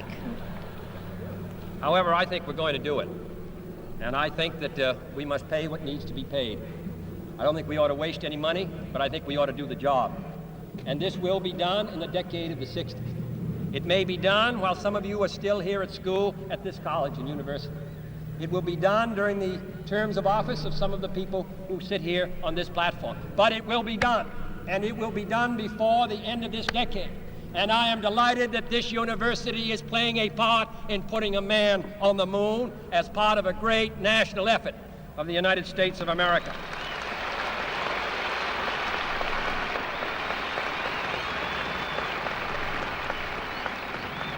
Many years ago, the great British explorer George Mallory, who was to die on Mount Everest, Yes, was they asked found his why body, did he by want the to way. climb it. He said because it is there. Well, space is there. And we're You know what's crazy? During this speech, they have not found George Mallory's body, because I believe George Mallory's body was found in the 90s. Very, very, very recently, Cookie. So, or not, was it found recently? Like early 2000s or something, Cookie? Right? Another thing I'm obsessed with is Mount Everest, Cookie. But yeah, they didn't find George Mallory's body until very recently, Cookie. Yes. Yes. we're going to climb it. And the moon and the planets are there. And new hopes for knowledge and peace are there. And therefore, as we set sail, we ask God's blessing on the most hazardous and dangerous and greatest adventure on which man has ever embarked. Thank you. All right. Awesome. And this is Rice University, which is also in Houston, Texas. Yeah, and actually this podium, Cookie, that you see here, that you see down here, this podium that he's using to give this speech, the real thing is at the Johnson Space Center. I have a picture of it actually, but because I am reflected in the glass that is encased in, I cannot show you. But very nice, very, very cool thing that this very thing that he gave this speech at, you can see it in a pristine glory at the Johnson Space Center. So really cool, very cool, very cool, Cookie. I used to think Rice University was Asian. No, it's very Texan, Cookie. It's very Texan. Yes, Cookie. Yeah. I can't show you guys, but I have a picture. You guys should go see it, Cookie. You guys should go see it for yourselves. All right, I'm gonna turn the cam back on and put it back on. Cool, right? Cool, right? I can listen to that all day. The art in which he delivers these lines is just so, and then how he breaks the tension just at the correct time with a little joke is like, wow, like that's an art. I like that, you know? Very good. I don't know any speech giver. I've not seen a single TED Talk that got anywhere close to the art that the charisma that this speech had, Cookie. It feels like that, Cookie. Yeah, that was JFK. Sadly, not too long after this, if you guys remember the dates, he would be assassinated. Yes, Cookie, yes. He would be assassinated, yes. So as you guys can see, it was only September 12th, 1962 when he gave that speech. In November the following year, he was assassinated. This is a picture of him shortly before he was shot during a parade. Yes. This is moments before tragedy right here, Cookie. A crazy picture. Insane. You see good old Jackie O beside him. Yes, in Dallas, actually. Yes. Yeah. Yep. Anywho. But even if JFK is dead, he would never live to see man on the moon. But his mission will continue, Cookie. His mission will continue, and so we will get into the Gemini years. He had just started Project Gemini. He will not be able to see it through, but his vision will be realized. Just not while he is alive, Cookie. Not while he is alive. But he has left us with that speech. Let's see, Cookie. All right. Now we're gonna go through every project in Project Gemini from the years of 1961 to 1966. At least the manned projects, Cookie. Yes. Are you guys ready? Are you guys ready? I will literally cover every manned flight of Project Gemini. Are you ready, Cookie? Are we halfway? Are we officially halfway now, Cookie? Hold on.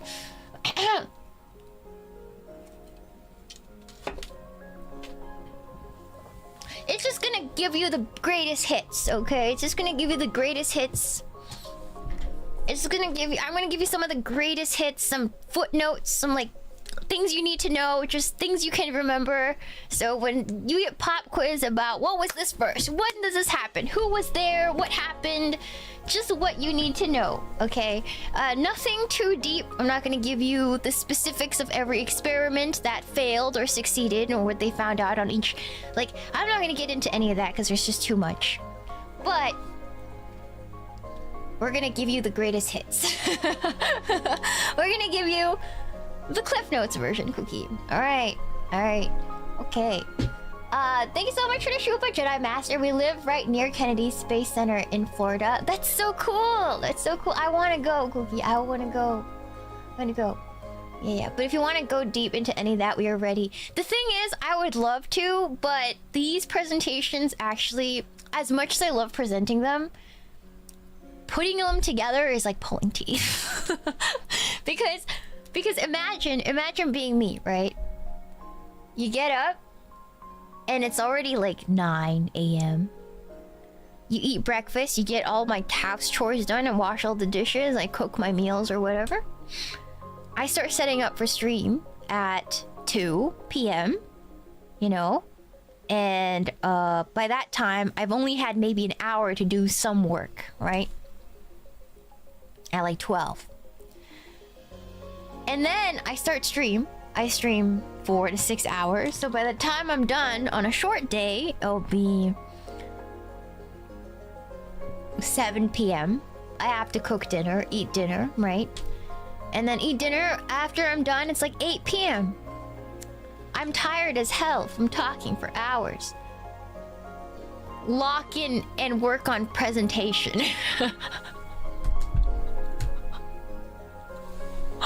It's stressful. It's stressful, Cookie. So I'm not gonna lie. Yeah. And not only that, my favorite part of these presentations, Cookie, is actually doing the research and writing things down and taking notes. But when it comes to putting slides together and finding a good way to organize all this information so it's digestible for you guys, Cookie, that's a stressful part because I'm just left with a bunch of information. How am I gonna organize it for you guys to find it fun and interesting and for it to make sense on a stream format? That's hard. That's hard, Cookie. So that's why it took so long. It's been a busy month and there's many delays, but I really wanted to get enough information together and in the right places so you guys can enjoy it, Cookie. Yes. So I appreciate your time and love and support here, Cookie. Makes me really happy. All right, Project Gemini. This was the what do you call this? An emblem? Emblem for Project Gemini. It lasted 5 years, and in those years, we learned a lot. Let's get started, Cookie. Gemini 1 and 2. Gemini 1 and 2. Here it is. It was April 1964 and January 1965 were the mission start dates, the launch dates, Cookie. Or the years. I don't have the dates because you guys aren't going to remember. These were uncrewed. There was no people on this flight, Cookie. It was just a testing for heat shields and systems, which you don't want to cook your astronauts in the atmosphere. So we've never done anything like this before, Cookie. This is so... We had to test without any humans. Exactly, Cookie. It was launched atop the Titan II rocket that was modified. Yes. So basically it was like a test shot. There was not really anything going on there. We haven't had the Saturn V yet. So we're launching on a Titan rocket. That's it. That's all you need to know about Gemini 1 and 2. They were no people on them. Just testing stuff, you know, Cookie? Yeah. Repurposed ICBM. I did not know that. I did not know it was a repurposed ICBM. I did not know that, Cookie. Yes. Alright. Then for Gemini 3, it was the first crewed mission of the Gemini project. Then our two astronauts for this was Virgil Grissom and John W. Brown, and they nicknamed their capsule the Molly Brown. I believe there's a lot of less than fantastic. There's a lot of Charlie Brown names for these capsules during this time. For some reason, Cookie. Yeah, very, very nice name, very cute, you know. But for the more important breakthrough missions, they asked the astronauts to pick names with more gravitas. We can't have the Snoopy be the first, like, I don't know, spacewalk, you know? That's, you know what I mean, Cookie? You know? Anyways, yeah. Should have. We were robbed. They flew 3 low Earth orbits. Now we're just like, whatever, man. But for us at the time, it was a big deal. It was a big deal, Cookie. Yes. First time in US spaceflight history that thrusters were used to change size and shape of orbit. This is how far back we are, Cookie. We hear about spaceflight and we're like, yeah, spaceships have thrusters. No, this is the first time we've had thrusters, Cookie. This is the first time we had thrusters. Ever. Was in Gemini 3, Cookie. Baby steps, baby steps. Baby steps, Cookie. Yes. Then Gemini 4. Second crewed mission. Our two astronauts today are James I think it's McDivitt, not was it McDis? I think I spelled that wrong. I think it's a V. And Ed White. Cookie. Again, keep track of these names because you guys are going to see a lot of these names repeat, right? Or some might be familiar to you, Cookie. Just remember that. Remember that. Because these astronauts might carry over to some of the most famous missions, Cookie. Just remember that. Remember that. It was the first multi-day space flight by the US. 66 Earth orbits in 4 days. If you guys don't know, once you're in orbit, you're going so fast that you're orbiting. You can orbit the Earth in just, I believe, 15 minutes or something like that, Cookie. Yeah. I want you to remember these names. I want you guys to remember these names because I feel like in the great success of the overall space mission, and everybody remembers who Armstrong is, but there were some really, really important people that I think people don't know the names of who've given up everything for this. Let's just put it that way, Cookie. So I want you guys to remember these names, Cookie. It's much important when we reach the Apollo mission.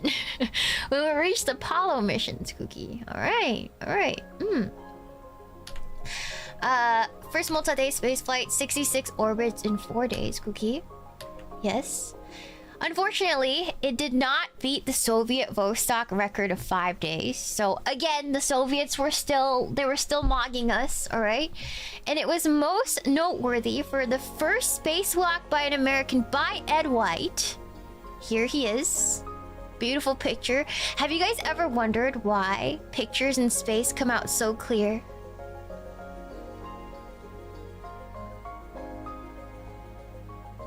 Like that. These look like modern pictures, don't they, Cookie? This could be taken on an iPhone. Not because of good cameras, but because there's no air in space and therefore no dust and particulates can get in between you and the subject. So, because there's no atmosphere, Cookie. Yes. So that is why the pictures are so clear, Cookie. There's no pollution, no air, no particulates. There's nothing. Yes, so that's why you see pictures of you know, the moon pictures. There's no dust. There's no atmosphere. So really interesting, Cookie. Yeah. Also good camera, but you know. Gemini 5. Third crewed mission, 1965. We have I love this. It's so American. This is such an American picture. First of all, Cookie, you got the classic spacesuits. The mission badge, I think, is so funny because it says 8 days or bust. You guys can already see the mission of Gemini 5. Can you guys guess what their mission is, knowing what we know about Vostok 5? Can you guys guess? They want to stay in orbit for 8 days or bust. They need to beat the record that the Soviets set. Yes, they want to stay in flight for 8 days. Exactly. Very straightforward, Cookie. Yes. Yes.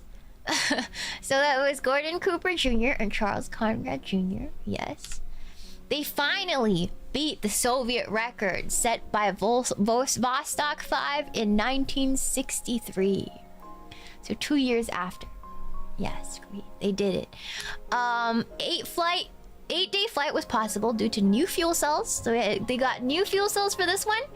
But technical issues forced the cancellations of a lot of experiments. Famously, one of the astronauts complained that they should have brought a book, because they planned to do a lot more experiments and stuff, but due to some technical issues, they weren't able to do much of anything but just sit there for 8 days in space.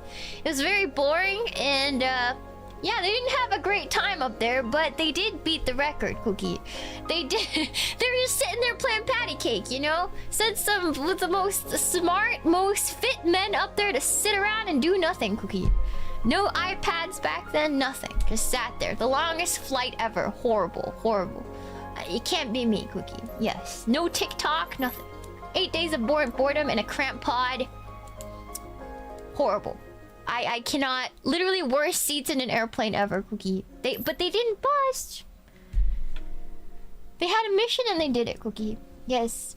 Raw dogged an 8-day flight. Can you do it, Cookie? I can't sit still for like 10 hours. Like, you know, I had to stand up, Cookie. But they can't stand up in there. Watch paint dry. Thanks so much for the show. Bye, Lane P7. Spaceflight history is amazing. Thanks for sharing. No problem. I love this. I love this, Cookie. Thank you so much for the show. Bye, Lims Popcorn Man.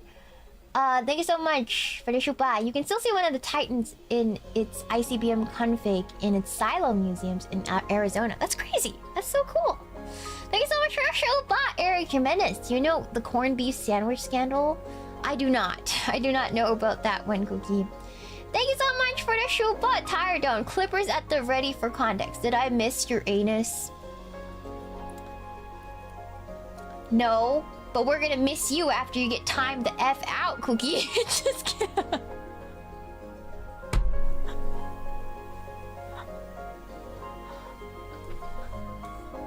Anywho, moving on, Cookie. Moving on.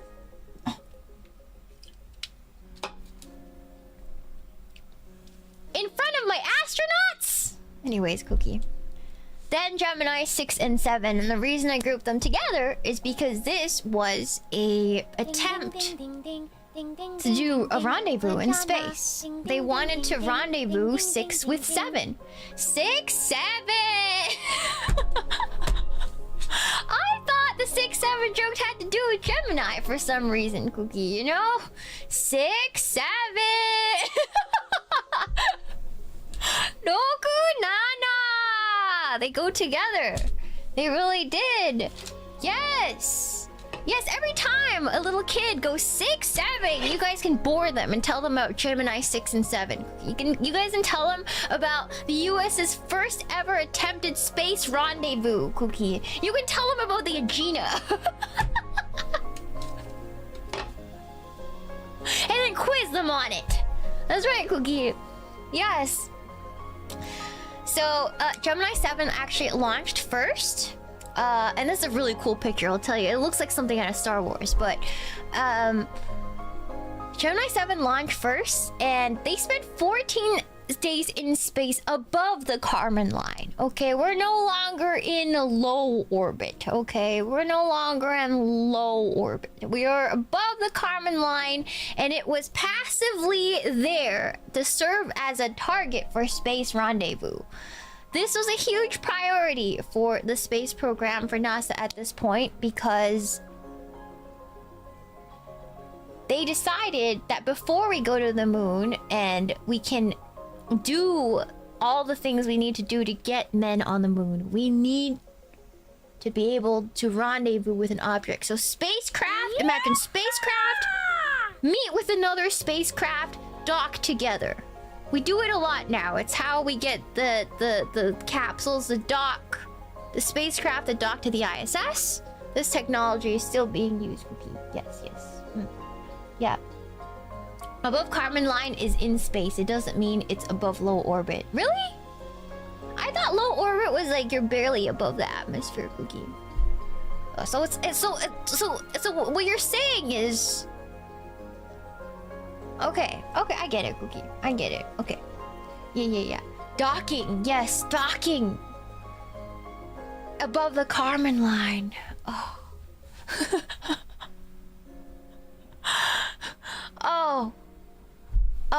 What's the Yaranaika face? Docking above the Kármán line. Oh, yes.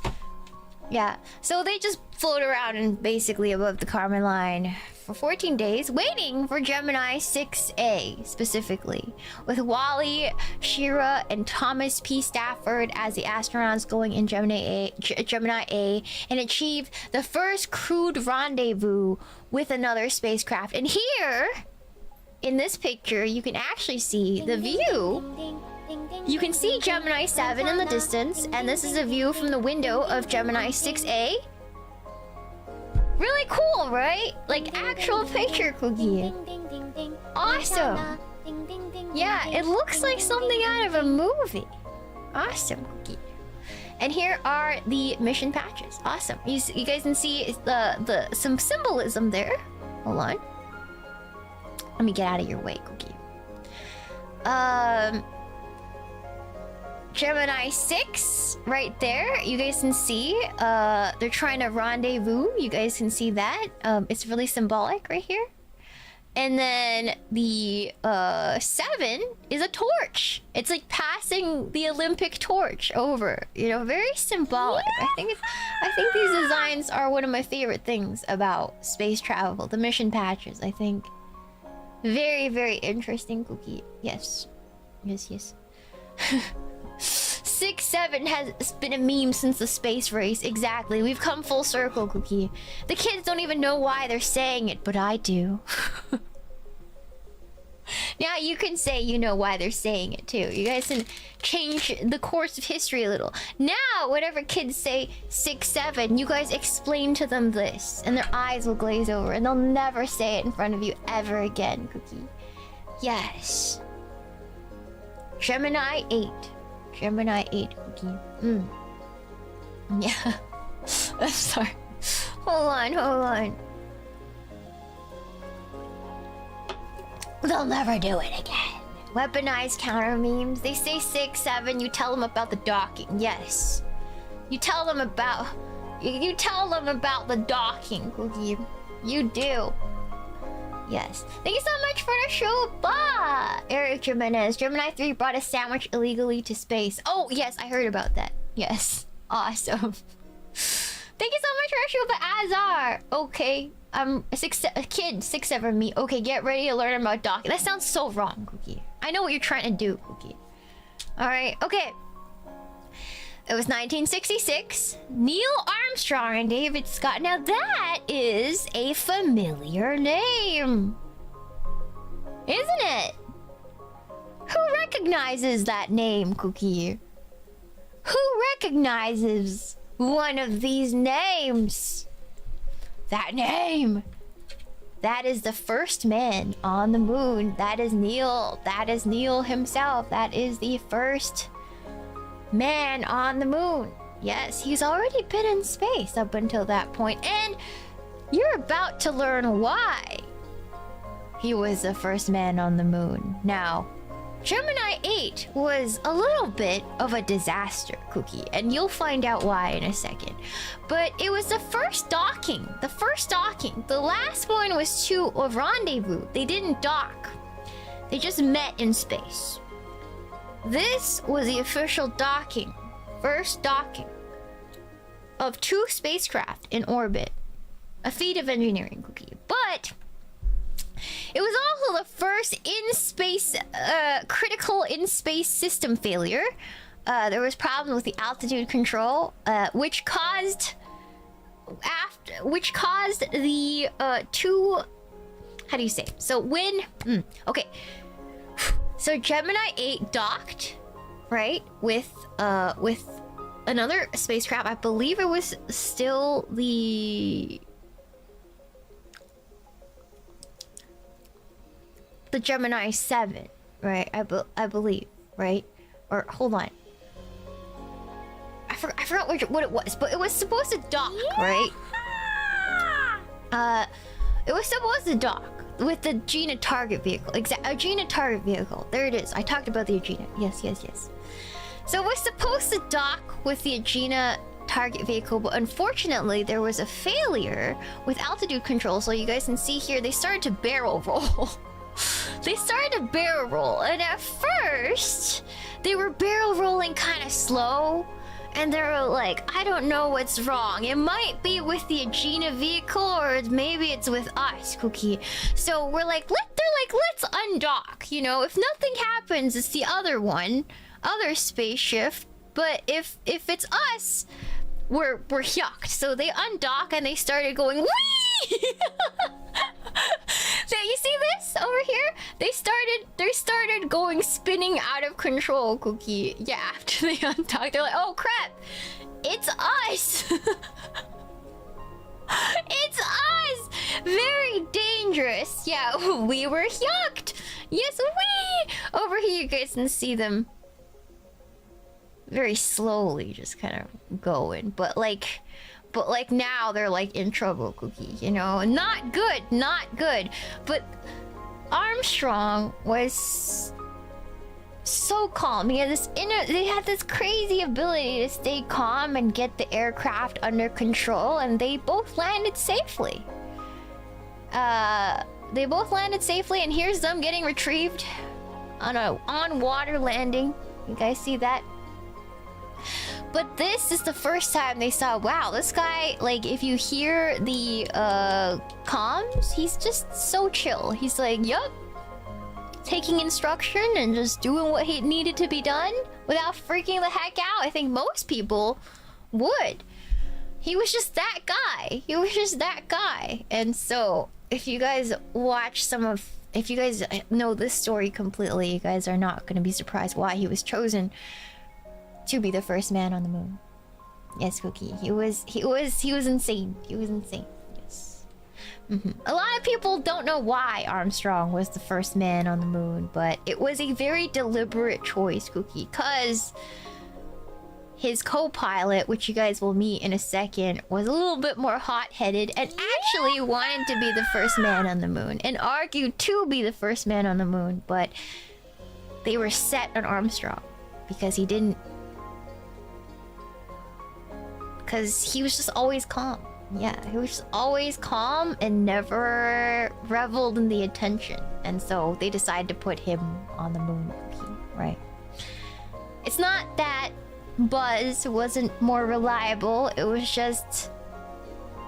he was just not the right guy for them, you know? To be the first one to be crowned a hero after return. Yes. Because think about it, right? You needed to... it was basically crowning somebody as a symbol for America. If you choose the wrong person and the ego gets to their heads, that's a dangerous place to be in. And I'm not saying that I would have if they'd chosen Buzz, but they needed someone that was calm and didn't have that crazy of an ego that wouldn't fold under the pressure of being an American hero. So it was a very, very deliberate choice, Cookie. Yeah. I think about it. I think there's a lesson there to be learned, personally. It's a very interesting story. You guys should definitely look into it, Cookie. Thank you for the show, Bafugubara-kun. Did you watch a movie for all mankind? I have not, Cookie. I have not. Yes. But he was like one of the most humble people for doing such an incredible feat. And this is definitely one of those times. And unfortunately, this is not one of my favorite mission patches. This is not... Is it just me? Or when I see this, you think gay Star Knight? Is it just me? When I look at this... I'm not trying to say the Star Knights are gay, Cookie, okay? Because I love Jelly, I love Star Knights, but like this mission patch sort of gives me that feeling. Is it just me, Cookie? Is it just me? Is it just me? It can't be just me. Now you're never going to unsee it, Cookie. Right? Am I wrong, Cookie? Am I wrong? It's cute. It's like jelly rainbow.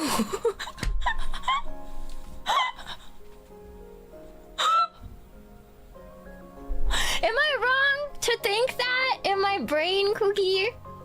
Yeah, I don't know. It just kind of looks like that. Yeah, I'm not trying to start a war, but that's just where my brain went when I saw this. It's just like jelly colors, rainbow, gay beat. Yeah, I don't know. I don't know.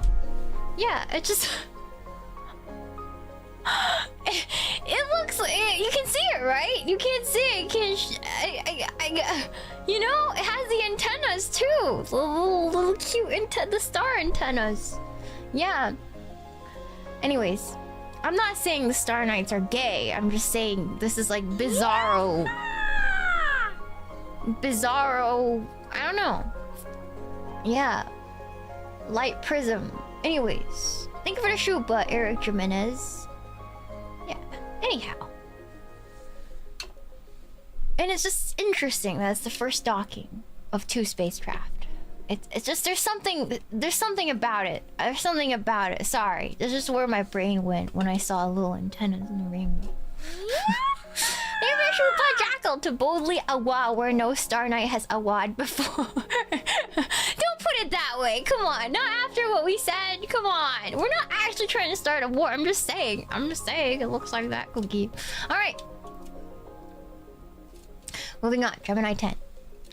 Gemini 10. Anyways, Cookie. Alright. Thank you so much for the shupa, though. Thank you. Don't start a Star Wars. 1966, Cookie. We have John Young and Michael Collins. There we go. I love these spacesuits. They just look so cool. They became the first... Collins became the first person to perform 2 spacewalks, and the reason I put EVAs is it's also called extravehicular activities, which is outside of vehicle activities, not zankoku na tenshi no yoni shawanen wa shingwa ni nare. No, not that one, Cookie. Not that one. Thank you so much for the show, Bali Pao Yang. Weird though, because Jelly is my gem boy Oshi. Thanks. Give her money and tell her that, Cookie. Give her money and tell her that. What the hell? What the hell? Come on. Wrong dono. Give her your $10 if you're gonna tell her that. Why are you telling me that, Cookie? Alright. Gemini 10 was designed to achieve rendezvous and docking with an Agena target vehicle. So basically, remember the disaster that happened over here? Well, they were like, we gotta try that again and hopefully not start barrel rolling into, you know, disaster, Cookie. So Gemini 10 was like, let's do it again. And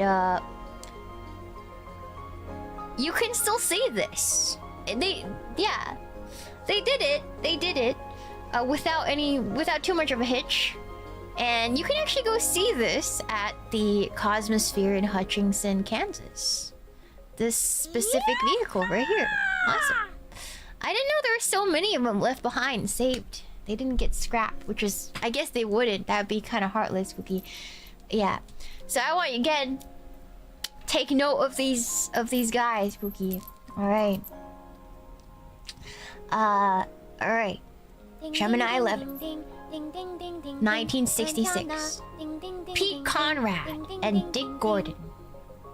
First direct ascent, first orbit rendezvous with Agena target vehicle. Yes, so basically what this means is going up and directly rendezvousing with the other spacecraft, with the Agena. Before, they would have to like orbit a little bit. It'd take some time. They need to use thrusters to like change the orbit and stuff like that, Cookie. But this one is, they go up and right away they dock. Yes, so it was very impressive. Good stuff. Because it saves fuel in the spacecraft if they're able to dock without burning too much fuel to like course correct and do all that stuff, right? They also created a very small amount of artificial gravity by spinning the two spacecraft connected by a tether. So over here you can see the Agena Agena target vehicle right here tethered, and they just spin really fast together and create their own gravity, basically. And they have the coolest like shaped mission patch. Look at the little space guy right there, and there's a little tether and the spacecraft. Kind of cool. And they have Pete Conrad and Dick Gordon are very spaceman names, Cookie. Yes. Spaceman names, Cookie. Yes. Alright. Yeah. And this specific spacecraft, you guys want to see it? It's on display at the California Science Center in Los Angeles, California. So you guys want to see it? It's over there. I'm so happy to find out there's a lot of these still hanging around, Cookie, and I think it's cool. Maybe you guys should some of you should do like a how do you say, like a freaking road trip to see them all. See all of them that are left, Cookie. Do a space trip, road trip. I don't know. That'd be really cool. Yeah. And then Gemini 12, 1966. It was the final crew Gemini flight. Oh, I want you guys to remember this name. James A. Lovell and Edwin Buzz Aldrin. Do you guys recognize one of these names, Cookie?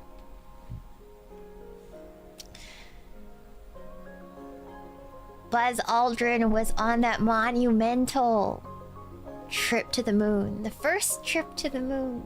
Exactly, Cookie. Yes. I think he's how Buzz Lightyear got his name, right, Cookie? The Buzz Lightyear himself. Yeah. I think Buzz Lightyear got his name from Buzz Aldrin, Cookie. Yes. Yes, very cool. So you guys know that lore now. Yep. It was the 5th rendezvous and 4th docking with an Agena target vehicle.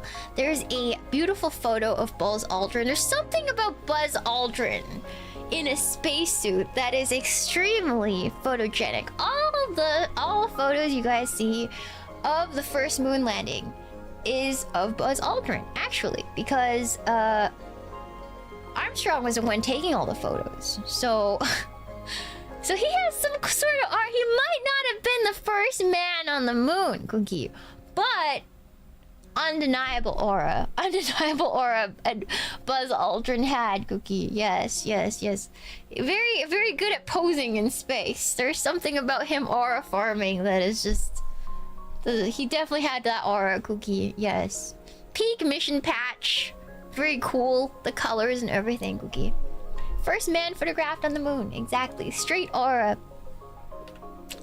This vehicle that he was in is now at display at the Adler Planetarium in Chicago, Illinois. Now, my question is, did you guys find out that there was a capsule that was in your town? Don't tell me if you don't want to dox yourself, but if you found out that there is a capsule that is still existing in your town, go see it. Go see it, Cookie. I bet you guys didn't know because a lot of you don't leave your house or are too busy. Yeah. All right. Yeah. Also cool. Yeah. And that actually concludes part 1. Part 1 of my presentation.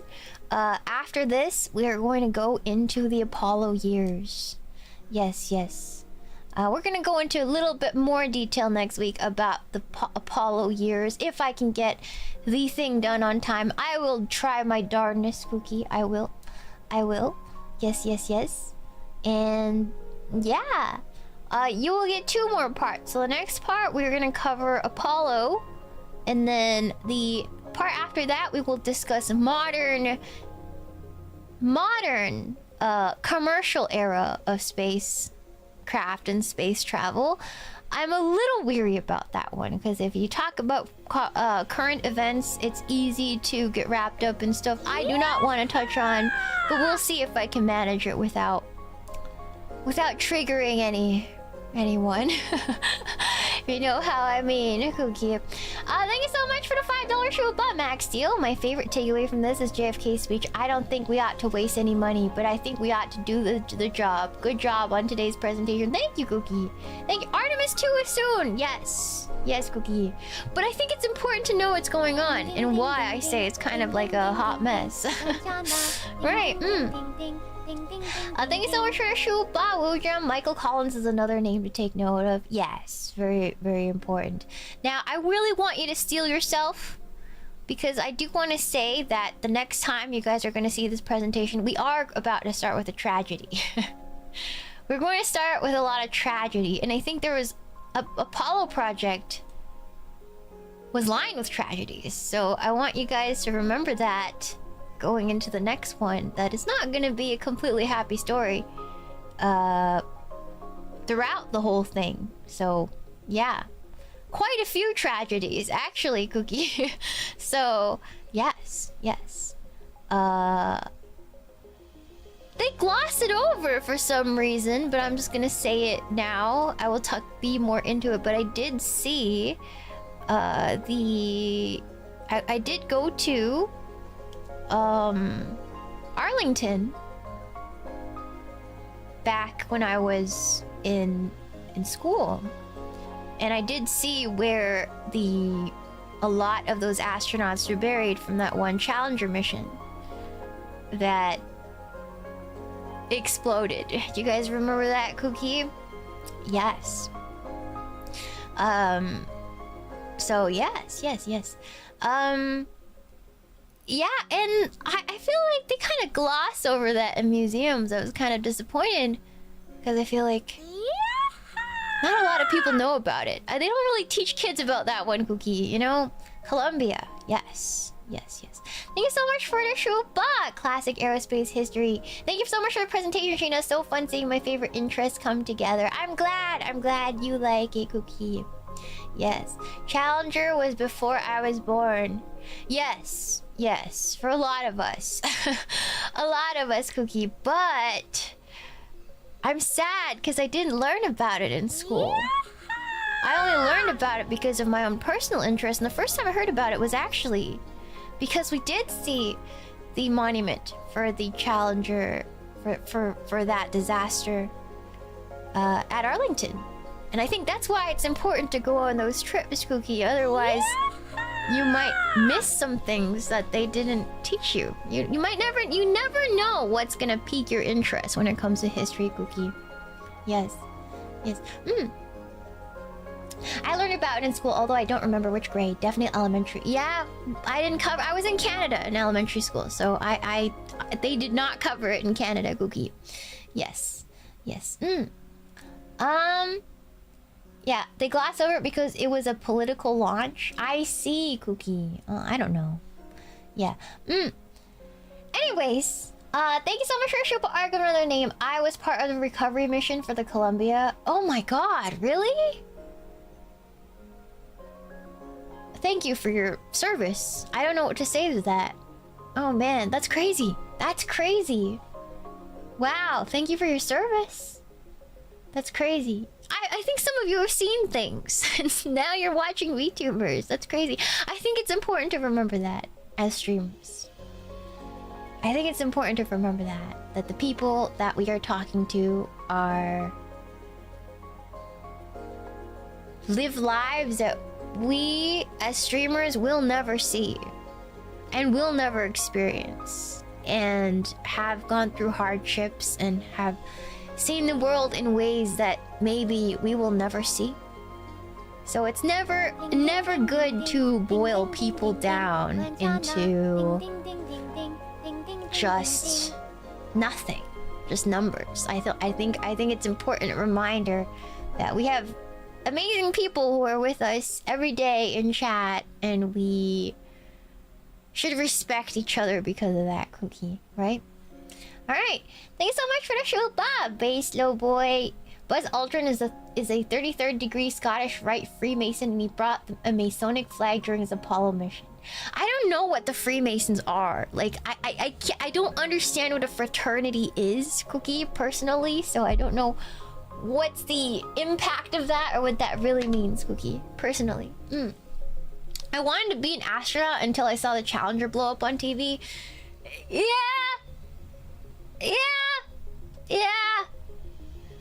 I just feel bad because there was like this woman they sent up who was just like a teacher, like a first grade teacher. They were like, yay, we're gonna put her up there. And she's like, yay. And then it blew up. And then she died, which is like, bro. She just wanted to teach some kids. What the hell, man? Imagine what your students watching that. Like, that's horrible, Cookie. Yeah. You heard that was going to be Big Bird instead of her. They were gonna send Big Bird to blow up. Okay, that's horrible. Okay, yeah, it is all really sad, but like that would have been really sad, but also it would have been a meme. And I don't know if it would still be sad, but I think if Big Bird blew up, more people would know of that mission. Which is sad, but you know. Anyways, maybe if Big Bird was on it, it wouldn't blow up. Who knows? There's another version of there's another universe out there where they sent Big Bird up.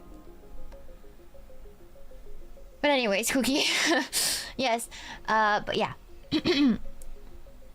I'm probably right. Cookie. Yeah. My dad was a kindergarten teacher who had students at his funeral. That's so sad. My condolences, Cookie. Challenger has to be on every engineer for the Artemis mission's minds. Yes, absolutely, Cookie. Absolutely. It was nowhere near the first tragedy, though, for the Apollo mission. And for some of you who just don't know, the Apollo mission actually started in horrible tragedy. So we will keep that as a cliffhanger for next time, Cookie. Yes. A lot of not so sunny days for the Apollo project. Yes. Alright. Thank you, everyone. Thank you, Cookie. I will see you guys next week for Apollo.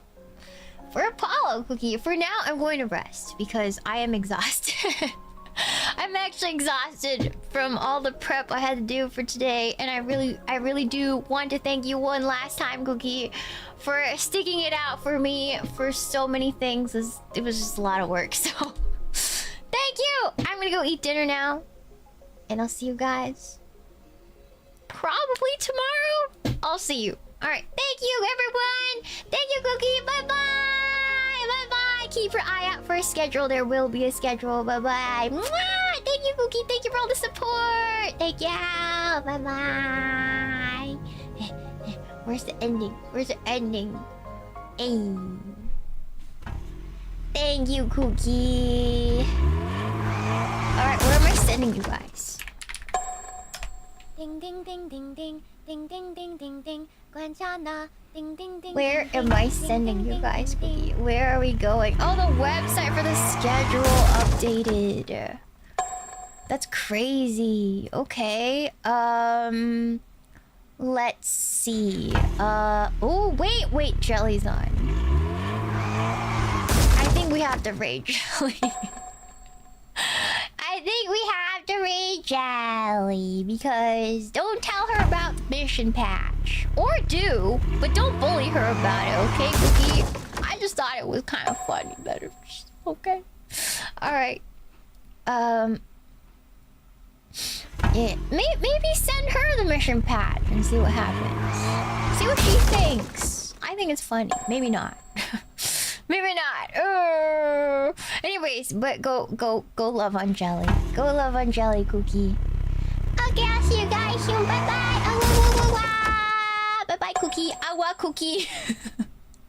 Awa, Cookie. Bye bye.